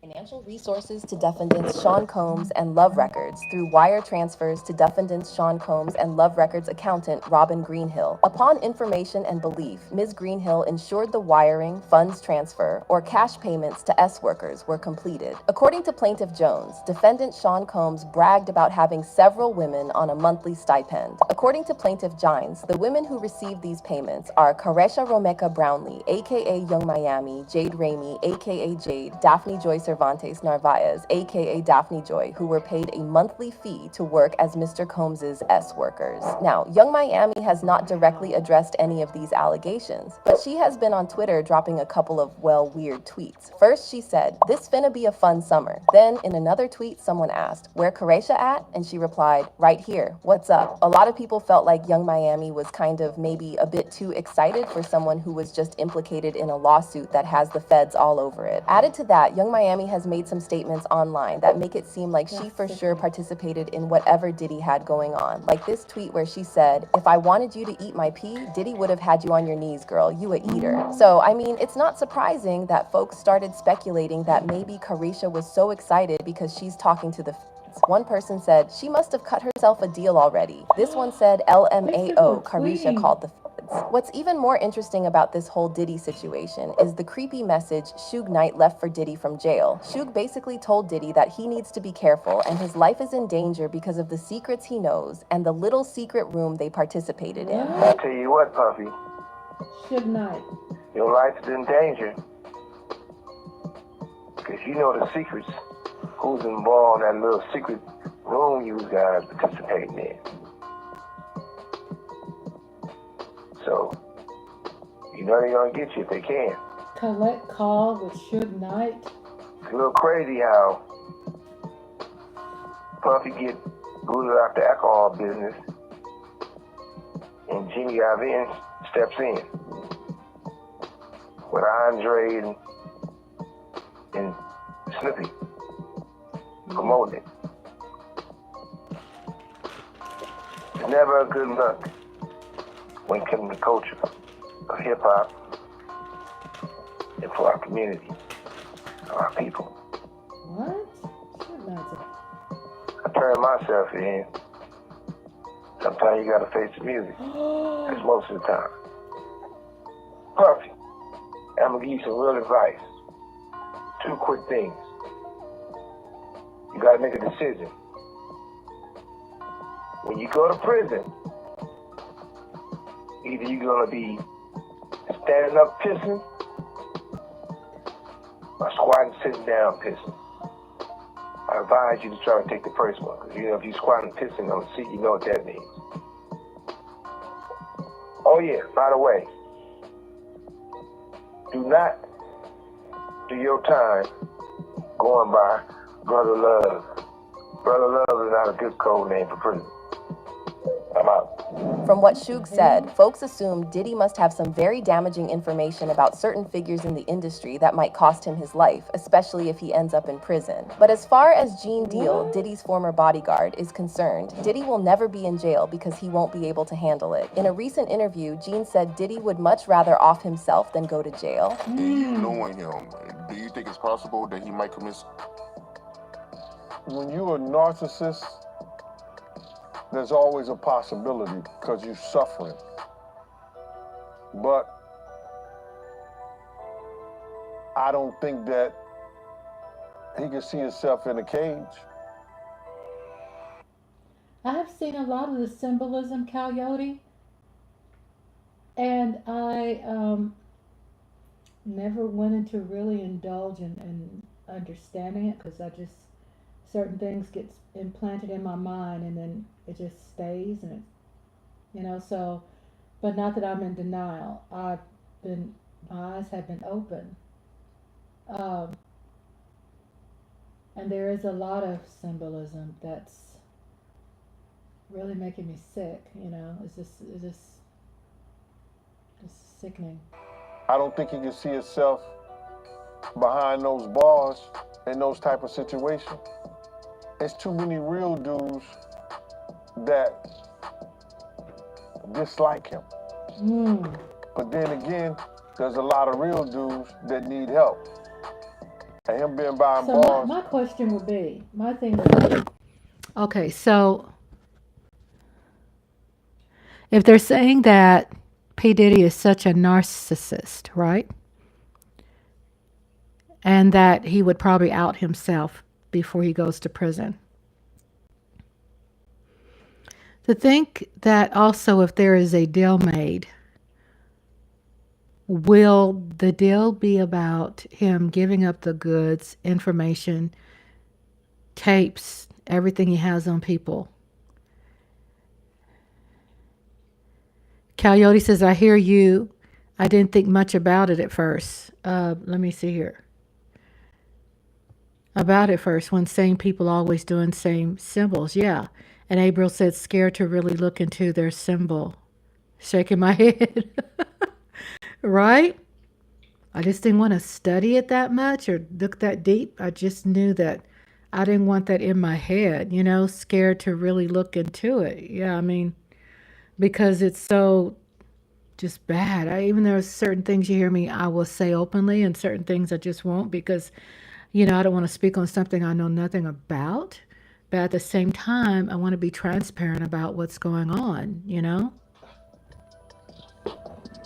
You can probably help him. Now, we don't know if Diddy is actually going to face criminal charges or go to prison, for that matter. Still, sources in law enforcement seem to believe he can't escape it, with all the dirt Homeland Security supposedly already has on him. Honestly, it just seems like Diddy doesn't have anywhere to hide right now because everyone is turning against him. For example, former Motown Records CEO Ethiopia Habta Mariam is allegedly ready to testify against Diddy in court in exchange for her name being dropped from the lawsuit. So it looks like it's really game over for Diddy. Meanwhile, fans are fully on board with Cat exposing Diddy. When I think of all the false arrests, harassment, and public lying on Cat Williams, the more it seems like he really took one for Team Truth. Maybe the a-holery will stop if it is exposed. Cat is one tough cat. Sometimes the truth hurts. Cat was 100% correct. 2024 is Diddy year of exposing. But now I want to know what y'all think about Diddy and his accomplices. Okay, well, thank you for sharing, this evening, this night with me on us working our way through and trying to understanding some things. Looks like it's definitely some things that are never ending. It seems like it's been going on for years and years and years and decades. And it sounds like people have been crying out. It seems like people, Kanye, sometimes you wonder why was he, saying so many things, even though there's some things about Kanye I don't take to mind, but I pick and choose certain things. If I hear something and, then I'll go, okay, I'll look into it. But with just what's going down with this situation, it just seems too much stuff, too much bad stuff that that he's going to get in trouble for this, which I'll be happy about that. But again, I would be happy to hear P. Diddy reveal who's involved too. Will that be a part of the plea bargaining? Think about that. Will he put some information out to save himself? Because I just don't see P. Diddy accepting the fact that he will go down when he is fully aware of so many other people out there that are involved, probably worse than him. So we'll see. Well, thank you so much, my friends, for spending time with me. Abril, shout out to Abril. It's always a pleasure, a treasure seeing you. Coyote, he's a small piece. I hope he talks. Me too, Coyote. Thank you for being here. And also Mike Aldana, thank you for being here, Mike Aldana. It's always a treasure to see Coyote, Aldana, the men and women, us all of us coming together and having a conversation. Lola, thank you so much for being with us tonight. And thanks and love so much to Eastside Harold who came by. We had a very interesting night while I was doing my hair and giving myself, working on my face, and I need to drink more water. I know that's why there's some little things popping up there, and I just to take care of myself while I listen and try to open my mind and heart about what's going on, out there right in front of our face and how long this has been out there. Eric Wallace, I hope you have a really good day tomorrow. Sounds like you got some very good plans ahead of you. Thank you for stopping in and saying hello. And it's just a lot that's going on. I, for one, would like to see people get to the bottom of it. I don't really care, if they find whoever guilty and it's legit. I don't care who it is. Yeah, I know I'm going to be shocked, but I don't care. Because one thing, I don't worship these people. I don't care who it is. I don't idolize them. They're not my idols. It's just going to be a mess. I'm just glad I'm not a part of it. I'm glad I can speak from the privacy of my home and feel safe. And it just really, I think for me, when I said it feels sickening and I'm discombobulated, it's just the idea of all this going on around us in society and how we are so vulnerable, how things are all around us, that we really don't know what's going on, that's going on around us. And, how do we deal? How do we cope? Do we isolate ourselves and have YouTube content out there and invite people where we can safely have discussions that can help us, maintain sanity. We have to do what we have to do. But I feel this is only what Coyote was saying too, was that he's a small piece of such a bigger problem. And I just would like to see everybody go down that's guilty. We'll stay in touch with each other and see what comes out. I haven't been following it every day because I don't want to, have that in my head. But at the same time, I'm not in denial. I do want to know, but not to watch it every day. I'm glad that you all gave me inspiration and an opportunity to speak on it. Because I think it's something we do need to really pay attention to, because our kids are listening to this music. Our grandbabies are watching this stuff go down. And then Coyote says, thanks for the show. Nice to meet you, Brilliant. In the coming days, we will have more and more to journey through. I hope we all come out stronger and wiser. I love your words, Coyote. So true. Thank you. We need that support. We're going to be here together. And also, if I have people who would like to request me to come on live more, just let me know. Send me an email that is available through my YouTube my YouTube channel. And also we have tomorrow night, we have a watch party, which is going to be, I always say amazing, because I love the work that I put into, my channel, because I do. I put in a lot of work. I'm not taking any shortcuts when I do my channel. And I wanted to announce basically what the movie is tomorrow, which I think is the brother from another planet, which has some humor in it, but some good points to it too. It's entertaining. The brother from another planet tomorrow night.